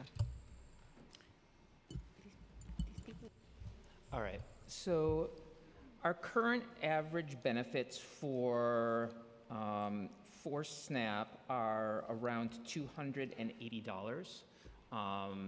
So that is up. That's up due to, and if you go back to pre-pandemic, it was around $150. So the pre-pandemic values were based on, so it's gone up several times because there's sort of increases that happen. And also we saw an increase sort of in that middle period that shows up in the MMR values that you can see that come from the pandemic additional benefits that were there. Got you. What is the currently average monthly volume of recertifications for each SNAP and cash assistance, and how does this compare to pre-pandemic levels and peak pandemic levels? So the values that I gave were overall for all people receiving SNAP. We don't break it down between sort of a new applicant, or a new applicant versus somebody who's recertifying. We just look at on average what's happening across the entire caseload. So you count recertifications the same as a new applicant? For the purpose of looking at an average benefit. Okay. Okay, cool. Is there any regular reporting on new application volume or recertifications you can point us to? The HRA fact sheet reports monthly on caseloads for programs such as SNAP and cash assistance, but no information on application or recertification volume is included. Cash assistance applications are reported on the PMMR and MMR, but those reports are only issued twice a year. Yeah. So the cash assistance application volume is in the DMMR that is published monthly. In the DMR. There's a lot of R's. DMR, PMMR, MMR. What does the DMR stand for? It's the monthly version of the MMR. Okay. So we put it in there monthly, and that's available there. Okay, but then it's not reflected in the larger comprehensive document? So it gets aggregated into the final version of the PMMR or the MMR, but you can see them. We just won't be able to see it monthly, as you mentioned. You just aggregate it based off of the length of time. Correct, because the PMMR and the MMR are like, static once-a-year publications, right? But the So you just take it cumulatively from the months. Correct, but the monthly values are there. Got you. We know the processing timeliness rates from MMR for cash assistance and SNAP, but want clarity on how the processing delays are impacting clients. Currently, what is the average amount of time between application and receipt of benefits for each SNAP and cash assistance client? And what is the permitted processing time for each program? So even one application that is 1 day late is too late for that family that is waiting for benefits. But do you calculate that as late after 1 day, or is there a certain trigger, like if you're a week out, then that triggers like late for how you calculate and report on the data? So for benefits, we have 30 days generally to process the benefits for the timeliness. So when it hits day 31, it is considered late. Got you. What is the timeline from someone submitting an application with an error, like missing a file or wrong format, to then learning about the error? And does this happen when they submit, or do they not find out until it's fully processed or the benefits were denied? So the way where they find out about errors or additional documents needed is the interview. So an individual applies online via Access HRA or in person at one of our centers or over the phone through one of our partners. The first step is the application. Then the second step is to call our on-demand system for the interview. And during the interview, the HRA worker is looking through everything that was submitted in the application, all the documents that have been uploaded so far. They're asking questions about any missing information that they can enter verbally from the individual. And at the end of the interview, they list out all the additional documentation that's needed in order to process the case. And we also mail to them the list of documents that are needed immediately after the application. The goal is for all of this, even if there are additional errors or additional documents needed, to happen within the 30-day period. Okay, so after the interview, let's say, human error, let's say they still forgot to put something in their application. So you're saying you reach out to them within the 30-day window before you make a determination on the application packet itself? So the only thing that would be missing would be additional documentation that's needed to verify information on the application. Anything they missed in filling out the application, we go through in the interview, we catch in the interview. There's nothing left after that except documentation. For example, you say that you're working and you're making $50 a week, and we need your pay stubs or other employment information to verify the 50 hours a week. Okay, so after pretty much the interview is a part of what happens before you make a determination? Absolutely. Okay, awesome. Just one more question. We have heard that delays in cash assistance are also creating problems for city FEPs, including termination of benefits. How many voucher holders have had city FEPs terminated due to changes in their cash assistance case in the last year?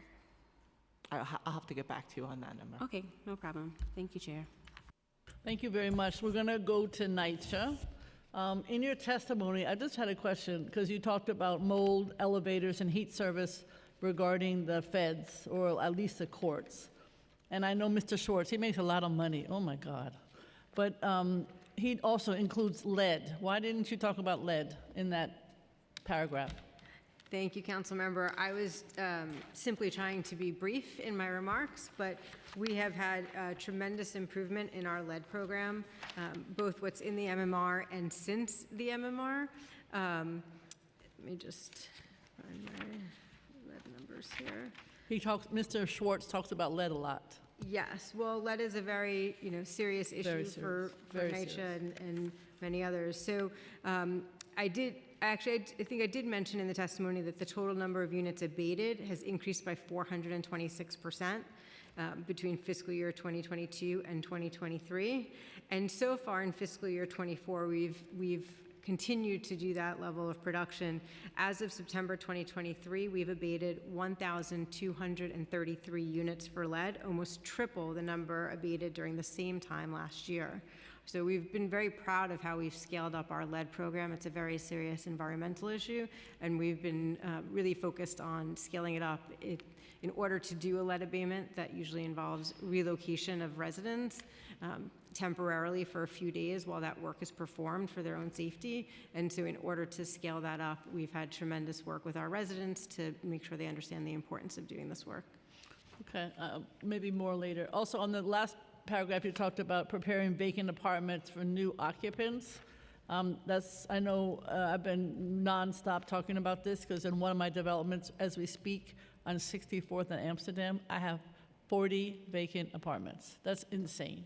So my question, and I don't know how many citywide, 6,900 I hear, 6,200, you can tell me, too many. So my question is, you said, improvement for vacant apartments. So my question is, how much time does it take now? Obviously, it depends on the unit.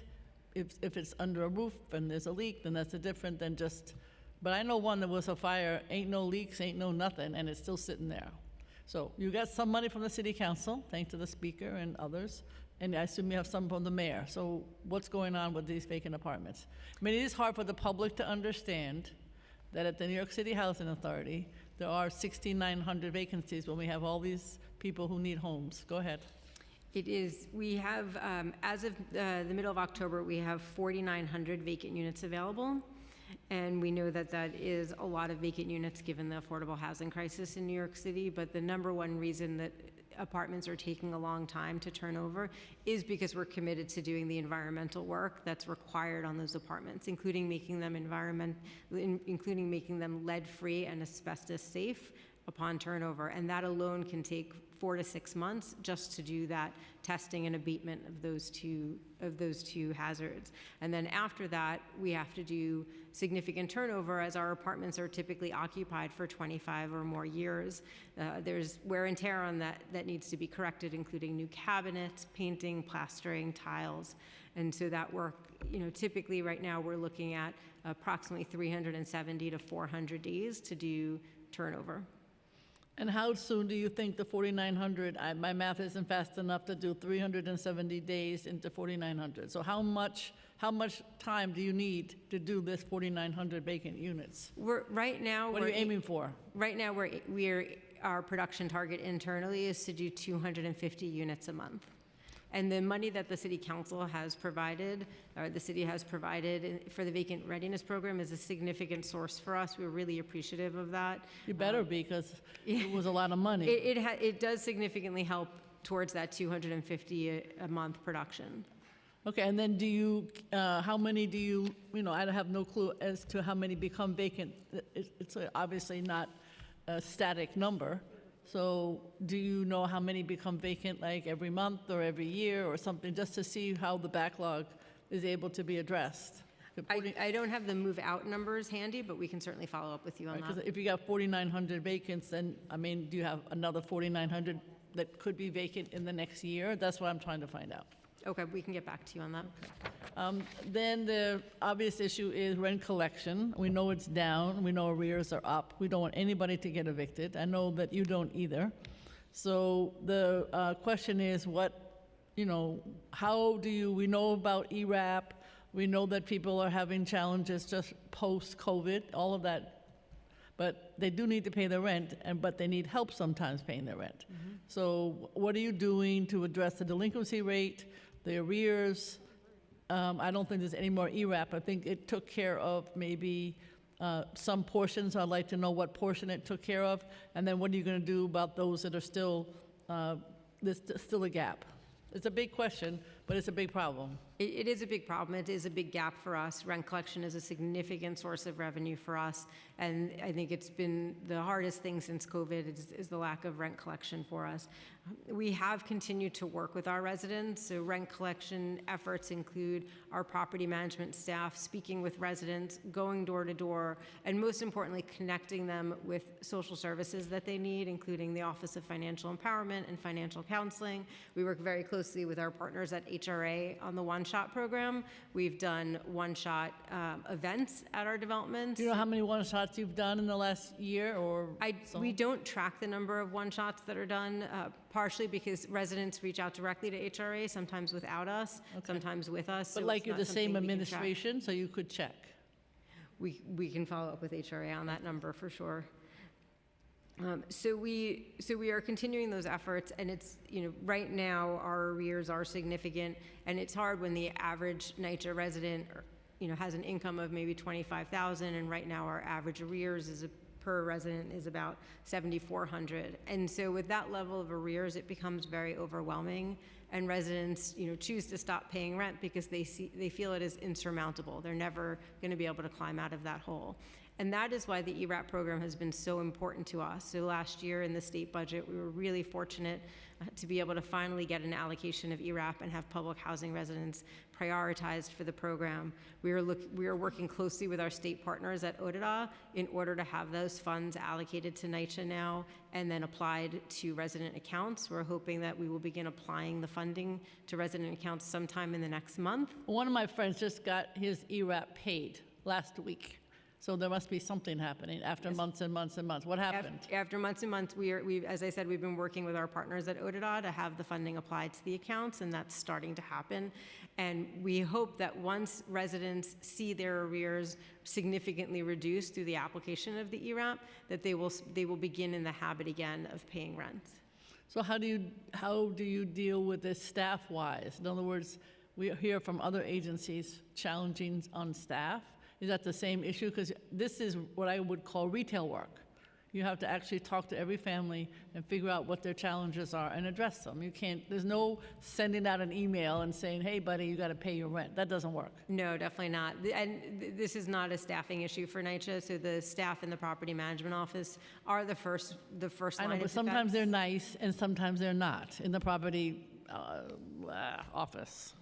Well, they are the first line of defense with our residents, though we, as I said, we also have our family partnerships department that does connections with various social services, financial empowering, and really trying to meet the residents where they are and get them the services they need to get back into the habit of paying rent. All right, do you feel that this has had any marked improvement in the last couple of months in terms of what the way in which you're trying to address these issues? We're not seeing it yet in the rent collection numbers, but we hope, as you say, once the ERAP is applied to resident accounts, we are hopeful to start seeing a change in that rent collection number. Soon? When you say when do you hope to see a change? Maybe starting December or January, where, as I said, we're hoping the application of the ERAP to tenant accounts is just starting now, so it'll happen over the course of the next month or two, and then we hope to see a change in the behavior. Okay. What do you believe is needed to close the gap in terms of the money number? Right now, we have, as of October 1st, 2023, we have $533 million in arrears. Okay. All right, that's quite a bit. Okay. I wanted to know about emergency service requests. That's always a challenge. They took over a day to resolve in 23. That would be emergency. And non-emergency, 65.4 days. That's a 5-year high. It's well beyond the 15-day target. So what accounts for these market increases? What is the current headcount and vacancy rate in the maintenance teams who resolve service requests? And I know that's a hard job. I know the number by heart, the CCC, and I would love to know this. You know, these are the issues that are in our offices every single day. Go ahead.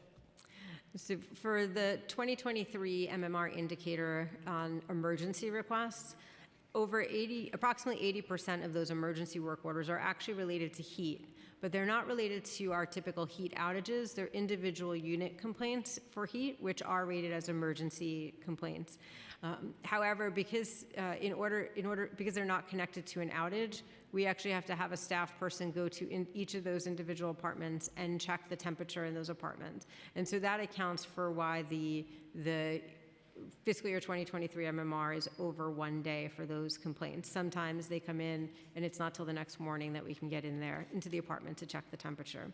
But isn't there like a startup tech group that everybody can have the information in their apartment and then you just have to read it as opposed to somebody having to go there? So it's not he said, she said? Are you familiar with Fix Heat? Yes, we do have a building management system in about over 60 of our buildings right now that does give us a real-time temperature. However, we do want to go into the apartment, hear what the resident has to say, understand what their concern is. Maybe there's an issue with an element in the radiator. And so it is important that we go and follow up on that complaint, even if we see the temperature in our system. Okay. Councilmember Ayala? Yeah, I'm sorry, I have to rush out of here to pick up my kid, which I forget all the time. But my question is, I've always been kind of, confused about this situation with the rental arrears, because one of the perks of having being a public housing resident or having Section 8, right, subsidized housing, is that if there's a change in income, there's usually an adjustment that's made to the rent. And so I wonder how many of the folks that fall into the category of being behind on rent should have actually had a rent reduction application completed, and if NYCHA even looked into that. Yes, I'm sorry, I don't have those numbers with me today, but during COVID, we did process thousands of what we call interim recertifications for rent hardship. And at the time, we were able to streamline the application during COVID to process those rent hardships. And we encouraged all residents that were facing any decrease in rent to come in, a decrease in income rather, to come in and have their rent adjusted accordingly. So we did do a lot of outreach on that, and yet there were still, yes, as you say, significant arrears despite the income. We don't, as I said, I don't think it's about just making sure that the rent is aligned with income. Once a resident starts having arrears and they start building, it's very hard to climb out of that hole. It is, but I think that's why, communication is key here, right? And ensuring that folks understand what resources exist to help them out of that hole is a unique opportunity. I will just share that I represent the largest, number of public housing developments citywide, and I haven't heard of any of these one-shot deal workshops or opportunities at any of my developments. I mean, they may have very well have happened. It would have been nice to have been included in part as part of those discussions, because my staff and I do attend, all of the monthly resident meetings, and we are in continuous, contact with the resident leadership, and could be helpful, in ensuring that residents understand that there are other avenues. And I wonder, was there any attempt to kind of understand, because what initially happened, at least from my perspective, is that folks that were in arrears, whether they were in public housing residence or not, were told to apply for ERAP, right? And the reason for applying for ERAP was because if you had an application pending, then that would slow down the eviction process. However, I wondered if that was the right thing to do at the time. Would it have been easier to just redirect those folks to a one-shot deal while they still owed pretty minimal amounts of arrears? I mean, at the time, it was hard to say what was going to happen with the ERAP program, so we were focused on getting the applications in to make sure that we were at least part of the process and part of the state workload there. I think during that time, we never stopped referring to one-shots. That's always something that's part of our standard conversation with residents in need. But I appreciate your partnership, and we'll make sure that anytime we have any type of workshop or event that we include you and notify your office so that you can participate as well. Yeah. Have you seen a growing number of self-evictions as a result of this? No, I mean, our eviction rate is still very low, and NYCHA's goal is to keep residents stably housed. We understand the importance of our affordable housing, and so our goal is definitely not to evict residents. We've only had 33 evictions since the moratorium was lifted in January of 2022. But those were initiated by NYCHA, correct? They were initiated by NYCHA. I'm referring to people that self-evict, right? Somebody owes $15,000 in arrears and is, convinced themselves that NYCHA's going to evict them at some point, and so they voluntarily leave. I can find out our total move-out numbers, but we don't always have a reason for the move-out. Interesting. Okay, I think one last plug I will put in is that we absolutely need to make some adjustments to the budget to cover the cost of refrigerators and stoves. One of the many complaints that I receive at my development on top of the heating, which has been pretty consistent this week, is the need for refrigerators and stoves, and residents being told by management that there just aren't any on the property, and they have to wait until new ones come in. So they oftentimes have to settle for what they call Frankenstein, equipment, because they're taking parts from one and putting it in the other, and that's what residents have to use. So and it's not as simple as being able to purchase your own stove, right? Because there are then, issues with the gas risers, and it has to be very specific. So it's complicated, but I mention it because I've tried, to advocate for giving NYCHA the money to pay for it. But my understanding is that, at least for some of my developments, so they can have some on hand, and I was told that it's not capital eligible. But it's, definitely a great challenge for a lot of my residents. And as you can understand, people that are already struggling and, may not have the resources to buy food when it's, damaged now because it's gone, bad because the refrigerator is not working, or, medication that goes bad.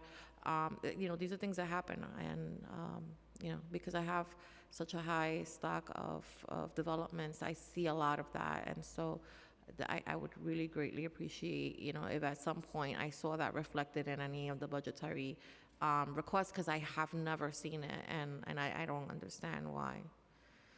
Thank you. Yes, I agree. Appliances are a critical need for us, as are many other items, and NYCHA does have significant budget limitations. I will say I'm happy, I can follow up with you on stoves, as we are doing right now, a push to fix and replace broken stoves ahead of the holiday season, and I'm happy to share some data with you on that separately. Just please do not mess up the gas before Thanksgiving. I cross my fingers every day that Sounds the gas stays on. Thank you. You wanted to say something also about one-shots?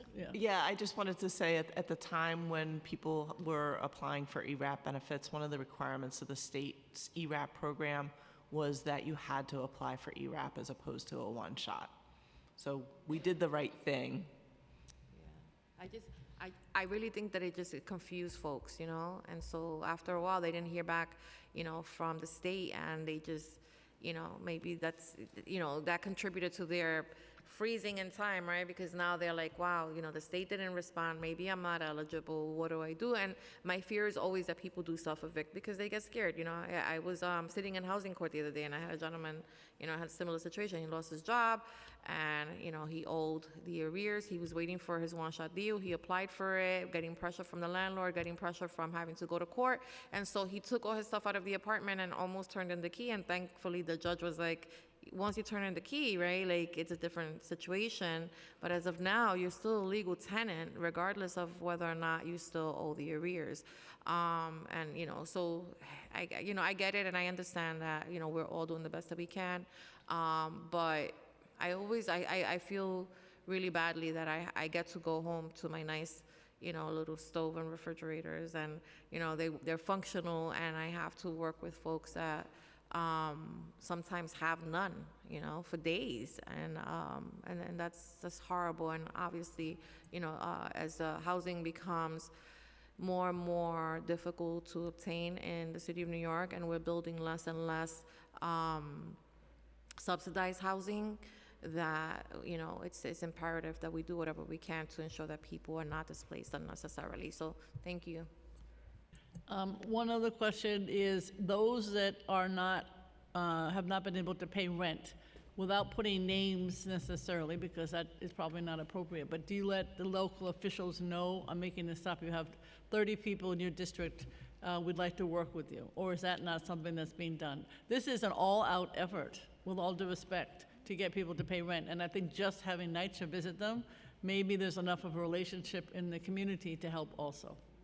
I truly appreciate your in partnership and request for engagement. Unfortunately, that is protected information that we could not share, but I know during our efforts in Albany last year to get public housing residents in the ERAP bill, we did share with elected officials the number of residents in their districts and the amount of arrears they had. And that was a tremendous effort and partnership in bringing everyone together to realize how widespread the problem was. Okay, and you've shared it with city council members, at least on some new updated numbers also? We can do that. We would appreciate that. We'll figure out who it is with the number. Sure. We know how to do that. We know everybody. I know everyone. She knows everyone, wherever there is a member. And so I don't, anything else? Design and construction. I know you charge a lot when you go fixing people's sewers, library. Libraries always complain that you charge them too much. That's what I hear. I think you talked a little bit with Councilmember Williams about the water mains. I think one of the questions I would have is, according to the MMR, I think you talked about this in your testimony, the projects completed decreased by 12.2%. So I wanted to know, because certainly the one I know the best is the East Side project, meaning the park, and that I assume, just to let you, is that on budget and on time, despite all of the COVID issues? Yes, it is. You talk about East Side Coastal Resiliency. Yes, that's the one I'm talking about. Absolutely, on schedule and on budget. Okay, so there are others then that have other challenges. Yes. So Is it, if it's not headcount, what are some of the reasons why there are decreasing metrics? What would be some of the reasons that you talked about with Councilmember Williams? But if you look at the report, most of the decrease is in public building area, the structures. And as I mentioned, we believe that, we know that one of the reasons for that to happen is because of all the emergency work that the Public Building Division has been tasked with. Because of the migrants you're talking about and the HERCs, right? The HERCs, the migrant, Bellevue, ACS, we're doing some 23 Reed Street, Rikers Island, all the borough-based jails. And our role, and what has happened is that we need to, once you get these emergency projects, we assign the top staff. You need people who are competent and can make decisions quickly and quick assessment. It's an emergency declaration. So which means that the other project sort of suffers. It's not that we abandon the project, but again, it's not the efficiency is gone because we have taken the top people out of there and reassigned them. So that's what's happening. That's the reason we think. And again, we're trying to recruit. We're trying to increase our staff, and we believe that we can get out of this. But right now, with all those emergencies as they come in, we have issues because we have to do the same work with the same amount of staff. I know you said earlier to Councilmember Williams, in terms of the sewers, long-term for new sewers, I understand that. How many sewers are you able to clean or that will citywide in terms of hopefully preventing floods? I know in one of my districts, there's a daycare center, it's at NYCHA. I'm not saying this is your problem, I think it's NYCHA's, but the flooding of the daycare center came about because the sewer wasn't clean. And now, because I got the New York Times involved, and I got Melissa Russo involved, it got cleaned. Yeah. I just call the newspapers, yeah, that's what I do, then that works. So my question though is how much staffing is allocated to the sewers, or to how many are you able to clean, even though that might not be specifically an MMR, it's a huge issue. Unfortunately, this is not our area. The maintenance of the sewers is a DEP. Right, but you don't clean them? We don't clean them. You don't have anything, all you do is build them? We build new capital projects, yes. Okay, all you do is build them, okay. Other question would be, are any of your positions able to be filled more readily because you have a waiver or because people are hybrid? In other words, are you having the same staffing issues that other agencies have? We're having, and this is even more critical, we don't have a waiver, by the way. Right. We're just in discussion with OMB. But I'll tell them right now that we need a waiver. I'm tired of them emailing me. And what we need is essentially, besides the administrative staff, but more importantly, to deliver these projects, I need engineers and architects. Right. And there's a shortage of that nationwide. And we're competing with the private industry and other city agencies that are looking for the same type of people. Despite that, we make a tremendous effort for recruitment. We go to the schools, we hold hiring pools, and so on and so forth. So we've been able to fill about 188 positions. We still have 126 vacancies left, which is a combination of a technical and administrative, and we're talking to OMB to basically say, the program is increasing, we need people.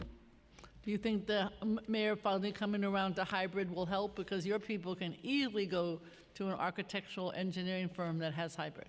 That is true, and we are offering this now at this point at the DC also.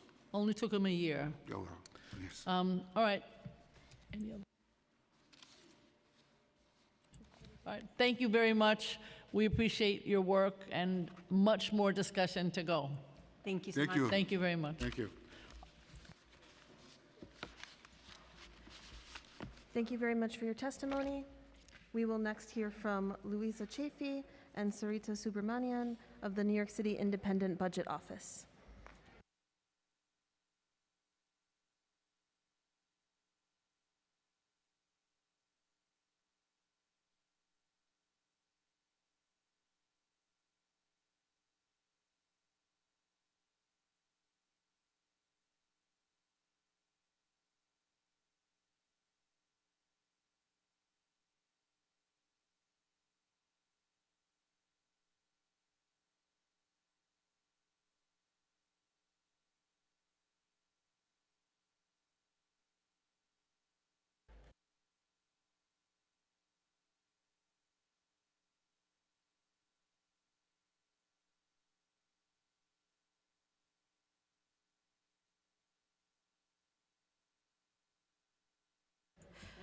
Before we begin, I'll administer the affirmation. Panelists, if you could please raise your right hand.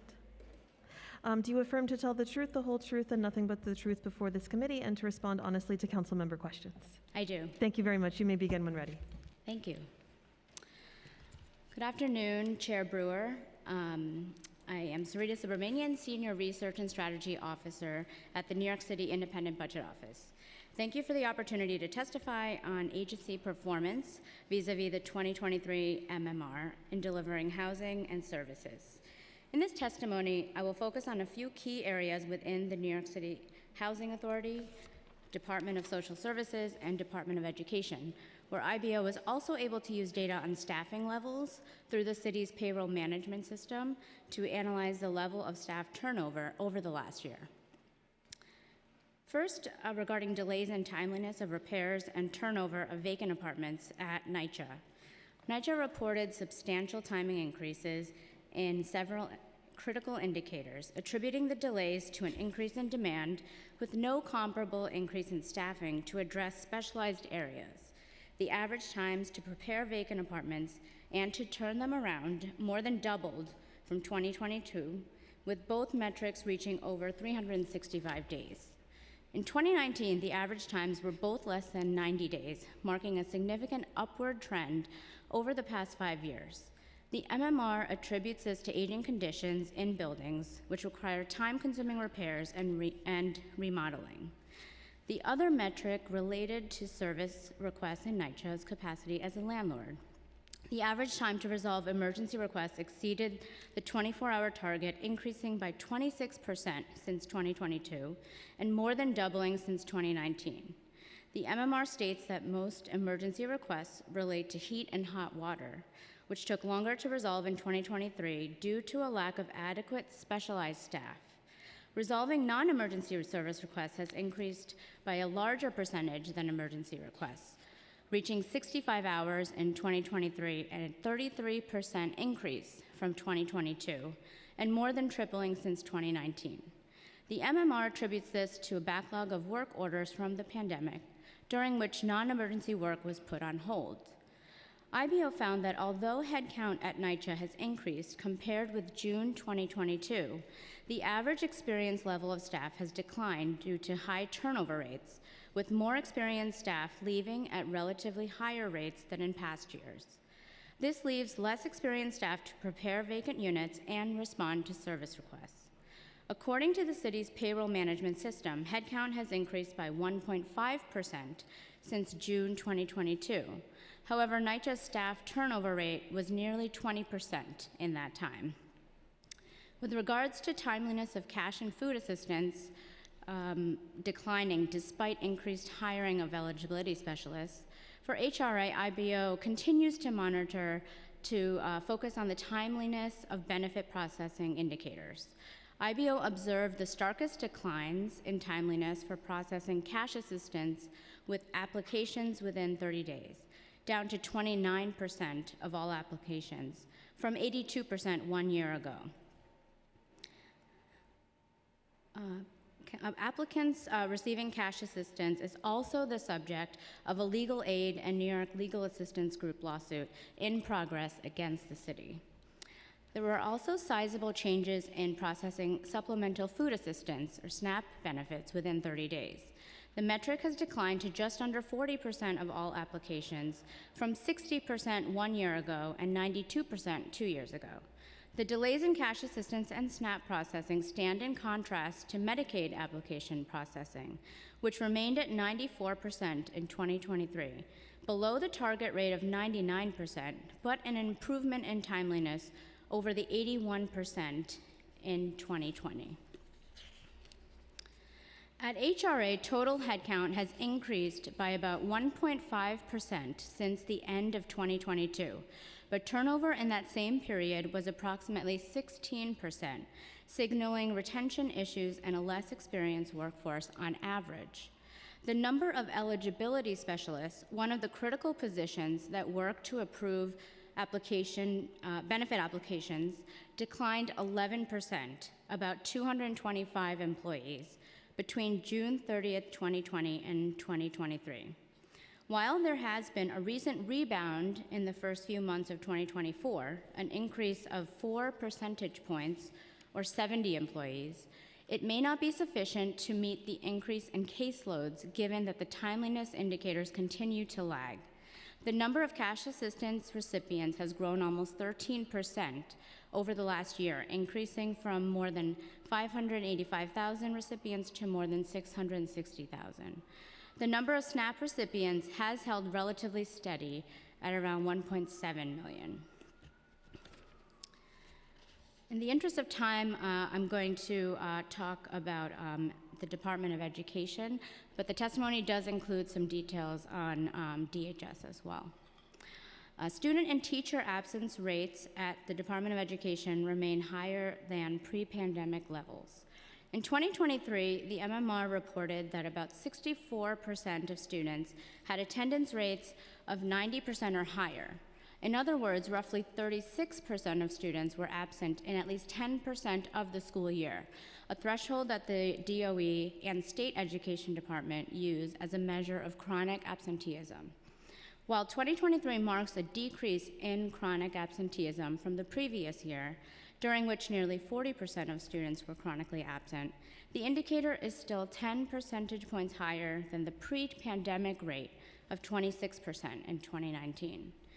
IBO's recently updated education indicators for school year 21-22 provided some warning signs for higher levels of chronic absentee rates, particularly for some student subgroups. For traditional public school students in school districts 1 through 32, we found chronic absenteeism rates highest for students with disabilities, students from low-income neighborhoods, and students in temporary housing. Chronic absentee rates were largest for students in high school overall. Among high school students, while 40% of general education students were chronically absent that year, the rate for students with disabilities was 57%. There were similar 17 percentage point differences by student neighborhood income and housing status. The MMR also reported an increase in teacher absences. In 2023, nearly 19% of teachers were absent 11 days or more. Before the pandemic, in 2019, only 13% of teachers were absent that many days. These absences, coupled with new hiring needs following the state class size reduction law, represent an area of concern. IBO has estimated that the city will need to hire more than 17,000 additional teachers to meet the fully phased-in requirements of the new class size law. And in a recent report, IBO found that while teacher hiring has returned to pre-COVID levels, the 2022-2023 school year saw a decrease in teacher retention. As the rate of returning teachers has declined, the overall number of teachers also decreased by 2,500 teachers compared with the workforce in 2018-19. IBO will be monitoring further changes in teacher headcount, especially after the recent announcement by the Adams administration to reduce school budgets this year due to lower than expected enrollment. Thank you again for the opportunity to testify, and I'm happy to answer your questions. Well, first of all, thank you to IBO for your excellent oversight on the budget. It's much, much appreciated. I certainly have called on you to do many different things. I had a question about the vacant apartments, because obviously you heard me, or maybe you didn't ask about that, and it seems to me that it's almost criminal to have, I think she said 4,900 vacant apartments in the city of New York that could house people who are low income. Where do you attribute it to the, well, the MMR attributes it to the aging conditions, but then we heard, you mentioned that previously it was many fewer days, and the buildings were aging then too. So it's not as if they all of a sudden became more aging. They were aging pre-pandemic. So do you have any, do you think it's a staffing issue, or do you have any other suggestions? We didn't really get an answer. There is money. It's not, I mean, there's, you know, 73 million is what the city council allocated. Go ahead. Yeah, so that's exactly the conversation that we had as well, which is why we wanted to look at the city's payroll system data to really be able to track turnover, because we think the identifying those staff that have left might help better understand the special sort of skills that might be necessary in order to address the emergency repairs. So I know that they spoke also specifically about visiting particular apartments. I know one area that we have looked at or heard about was in the Bronx, and particular need for specialized staff in that area, or to specifically address the heating repairs that needed to be made. So we thought that looking at turnover would also help to understand that it's not just about total headcount, but also understanding the churn and what that might mean in terms of additional training or time that people might require to handle the service delivery. Yeah, I mean, what was said, I think, was that asbestos, et cetera. Well, I don't know that there was more or less from pre-COVID. I mean, if it was there then, it's going to be there now. It seems to me that your analysis makes sense, but you still need to be able to figure out how to do it. Yes. I don't really care what you have to do. Those apartments need to be repaired and habited. Mm-hmm. The Medicaid was interesting. You said that we know cash assistance and SNAP. I think 2,000 SNAP, and I don't know, it was like a very large number of people on backlog, 37,000 for cash. Right. So my question is, Medicaid didn't seem to have the same issues. Do you know why? Is it a different staff? According to your wonderful testimony. Yeah, so I think the reason why we wanted to mention it was that we thought the contrast, was interesting. We wanted to highlight, we looked particularly at eligibility specialists because of the large declines for cash assistance and SNAP in particular. So I don't have the data on, but we can try to take a look at specific titles with that handle Medicaid applications and what, the degree to which turnover may or may not have been an issue for that particular area. Okay. And then I know your expertise in education. We didn't talk about that here today. Right. Do you have some ideas about how to stop? Because it's even 10% increase is a lot of students. Mm-hmm. And I'm quite familiar. I mean, I also think, I hate to say it, but I have to say that the smoke shops aren't helping either. That's my own particular challenge in terms of what I think is not helping our students. Mm-hmm. But do you have some ideas about how to address the absenteeism? Yeah, I think it certainly is a challenging area, and I think one group of students in particular are students with disabilities that we highlighted in the testimony. I know there are often issues with busing for those that are that receive busing as required by their disability status. So perhaps looking at transportation to ensure that transportation is consistent and that there aren't delays in that realm. Another area that I can think of are attendance, teachers within schools, and so that's maybe one. We haven't looked specifically at that and whether staffing in that particular area might be an issue. So, yeah. Well, there's no question. We've had a couple of hearings on the lack of bus transportation reliability, and we're certainly going to continue that issue, but particularly for the students who need it the most. The migrant children have been a great asset to the schools, at least in Manhattan, because they have upped the numbers of students in underpopulated schools. Right. So I know you mentioned that lower than expected enrollment, obviously that impacts school budgets. Right. I personally would hope that we don't cut the school budgets, but that's a discussion for the budget negotiation. Mm-hmm. But I do think that the lower than expected enrollment may have now be higher because of the, whatever it is, 2,700, 2,200, 2,100 students from asylum families. Is that your understanding also? So we don't yet have data for this school year on that, but based on previous, yes. Right. Oh, so you don't have it. That So your lower than expected enrollment does not include this school year? Well, so this was, it's not based on our data, but more the announcement that was made. And so I know that technically the audited enrollment date was yesterday. So I'm expecting to hear some preliminary figures probably from the DOE in the coming weeks. So we'll see what the enrollment is. Right. Okay. Thank you very much for your testimony. Sure, you're Thank welcome. Thank you, Chair. We will now turn to public testimony. We will be limiting public testimony today to 2 minutes each. Please note that if your prepared testimony exceeds 2 minutes, in addition to testifying before the committee today, you may also submit your full testimony to the record up to 72 hours after the close of this hearing by emailing it to testimony@council.nyc.gov. If you are here to testify in person and you have not yet completed a witness slip, please visit the sergeant's table and complete a witness slip now, even if you registered to testify online. For in-person panelists, please come up to the table once your name has been called. For virtual panelists, once your name is called, a member of our staff will unmute you and the sergeant-at-arms will set the timer and give you the go-ahead to begin. Please wait for the sergeant to announce that you may begin before delivering your testimony. Now I will call our in-person panel, Ms. Deborah Elliott Bloodman and Annie Wilson.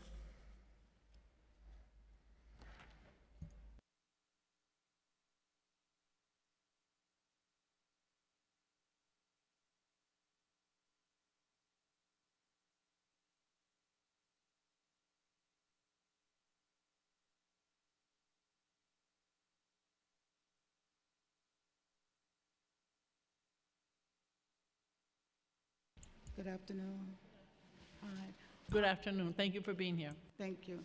I'm a disabled senior, and I'm been having problems with SHUHAB. We went to your office. We met with you several times. Every time there's a new city council person or a new Manhattan Borough person, I go and I share my concerns. And it's over 25 years now. I'm still repeating myself, no matter who's in the chair.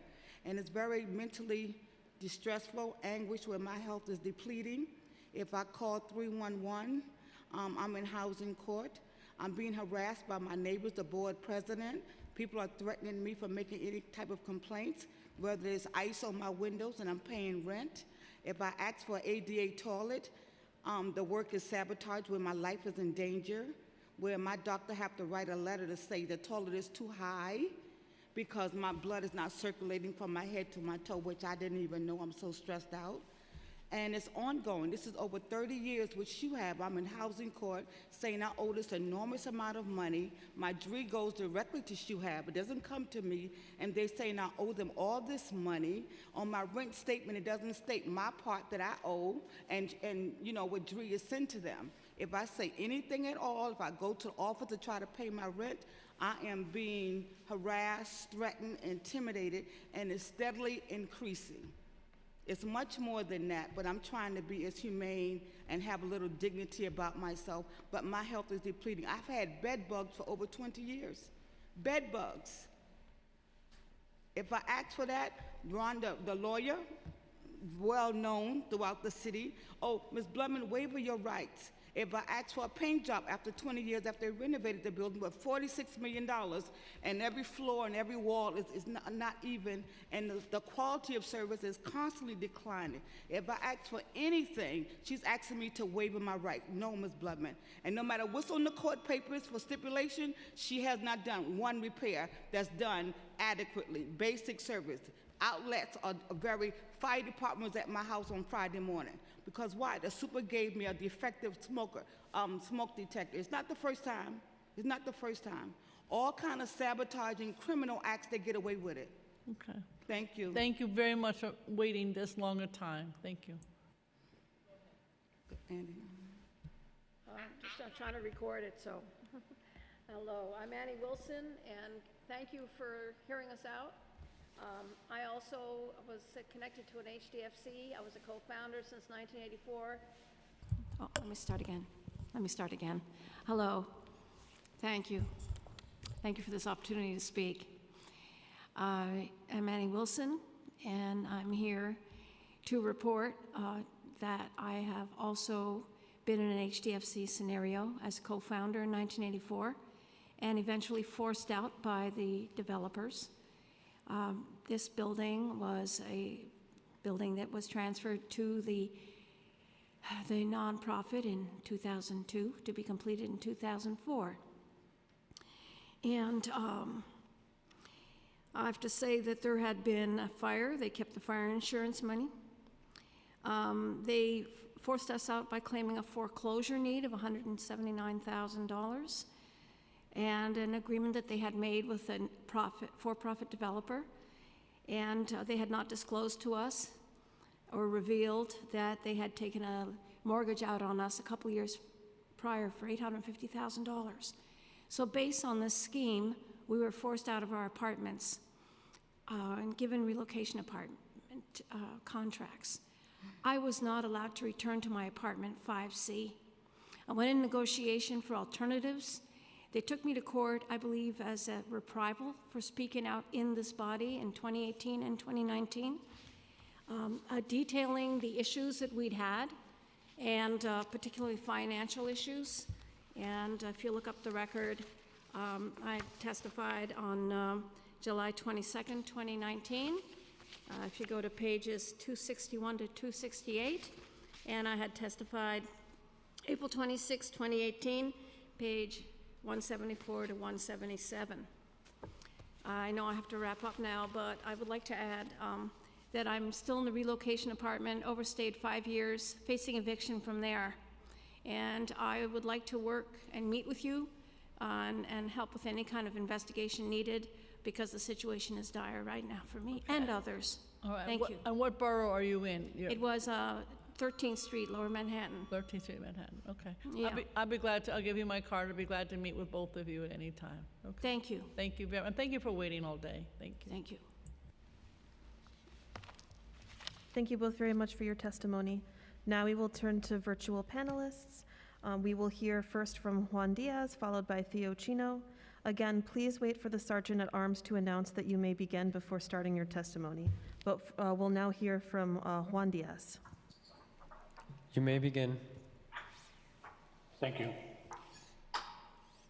Thank you, Chair Brewer, for holding today's important hearing. My name is Juan Diaz, and I am a policy and advocate associate at Citizens Commune for Children, a multi-issue children's advocate organization.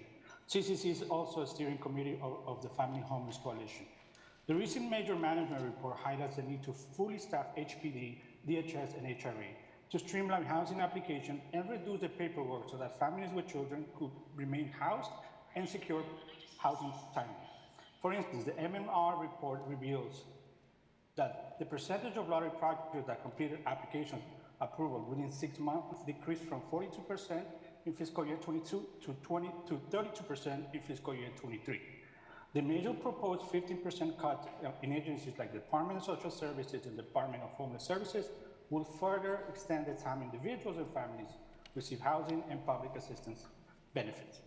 Therefore, CCC and FHC partners urge the city administration to exempt DSS, HRA, DHS, HPD from the measure's 50% PEC and hiring freeze, prioritizing the filing of open agency staff lines and reject cuts to nonprofit human services agencies and homeless shelter providers. Additionally, we urge the city administration to allow all families to access HPD set-asides, regardless of which shelter system they are in, as promised by the Adams administration of page 51 of the Housing Our Neighborhood Blueprint.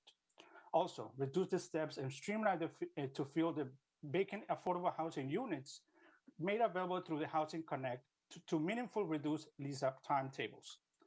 Lastly, prioritize access to home-based services by refraining from budget cuts and advocating for additional funding to expand capacity within existing programs and open new sites to ensure that families in the community have access to supportive services such as emergency rental assistance, housing subsidy renewals, and legal assistance to avoid shelter entrance and continue their path to housing and economic mobility.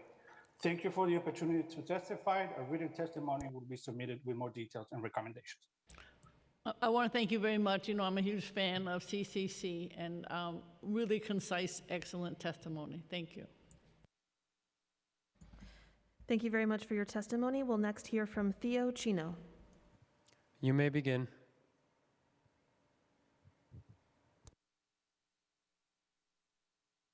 Hello. My name is Tio Chino. I'm the first National Secretary of the Social Democrat of America, the socialist faction of the Democratic Party, also known as the Committee of the Second Socialist International. We are referred as Type 2 Socialists, and you can check out our website at socialist.us to understand the differences. We socialists believe dignity for the population we aim to serve. Even if Merriam-Webster would define a client a person served by or utilizing the service of a social agency, we need to stop referring to New Yorker as customer or client. It is New York asking for help from their government are not customer or client, they are citizen.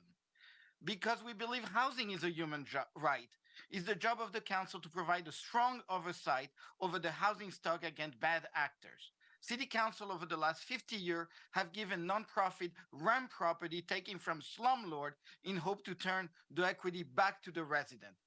These nonprofit, such as you have literally stolen the equity from those tenants because those numbers does not appear in the MNR. The NNMR report shows the percentage of lottery applicants, but not the equity those lottery gives them. We socialists believe the NMR needs to actually reflect the number that actually means something.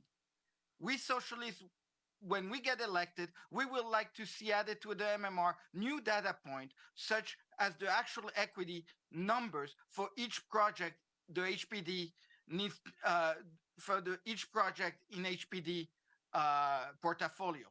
Another example is SNAP. It doesn't show if the amount of money are going to people who are going to bed hungry. The city needs a strong oversight and good number so we can ensure domestic tranquility and promote general welfare. Another idea we socialist Type 2 have is our desire to tax the rich. Thank you very much, Councilwoman. And just to finish, I really would like to see an oversight investigation in all those nonprofits that takes the equity from tenants such as Ms. Wilson that you just heard a few seconds ago. Thank you very much. Thank you very much. Thank you for your testimony. We have now heard from everyone who has signed up to testify. If we inadvertently missed anyone who would like to testify in person, please visit the sergeant's table and complete a witness slip now. If we inadvertently missed anyone who would like to testify virtually, please use the raised hand function in Zoom, and I will call on you in the order of hands raised. Seeing no one else, I would like to note that written testimony, which will be reviewed in full by committee staff, may be submitted up to the record up to 72 hours after the close of this hearing by emailing it to testimony@council.nyc.gov. And now I'll turn it back over to Chair Brewer to close us out. Thank you very much. I appreciate everybody who was online listening. I appreciate the administration and my colleagues. And we certainly have a lot of work ahead of us to try to make sure that the government is responsive to its residents and citizens. Thank you very much.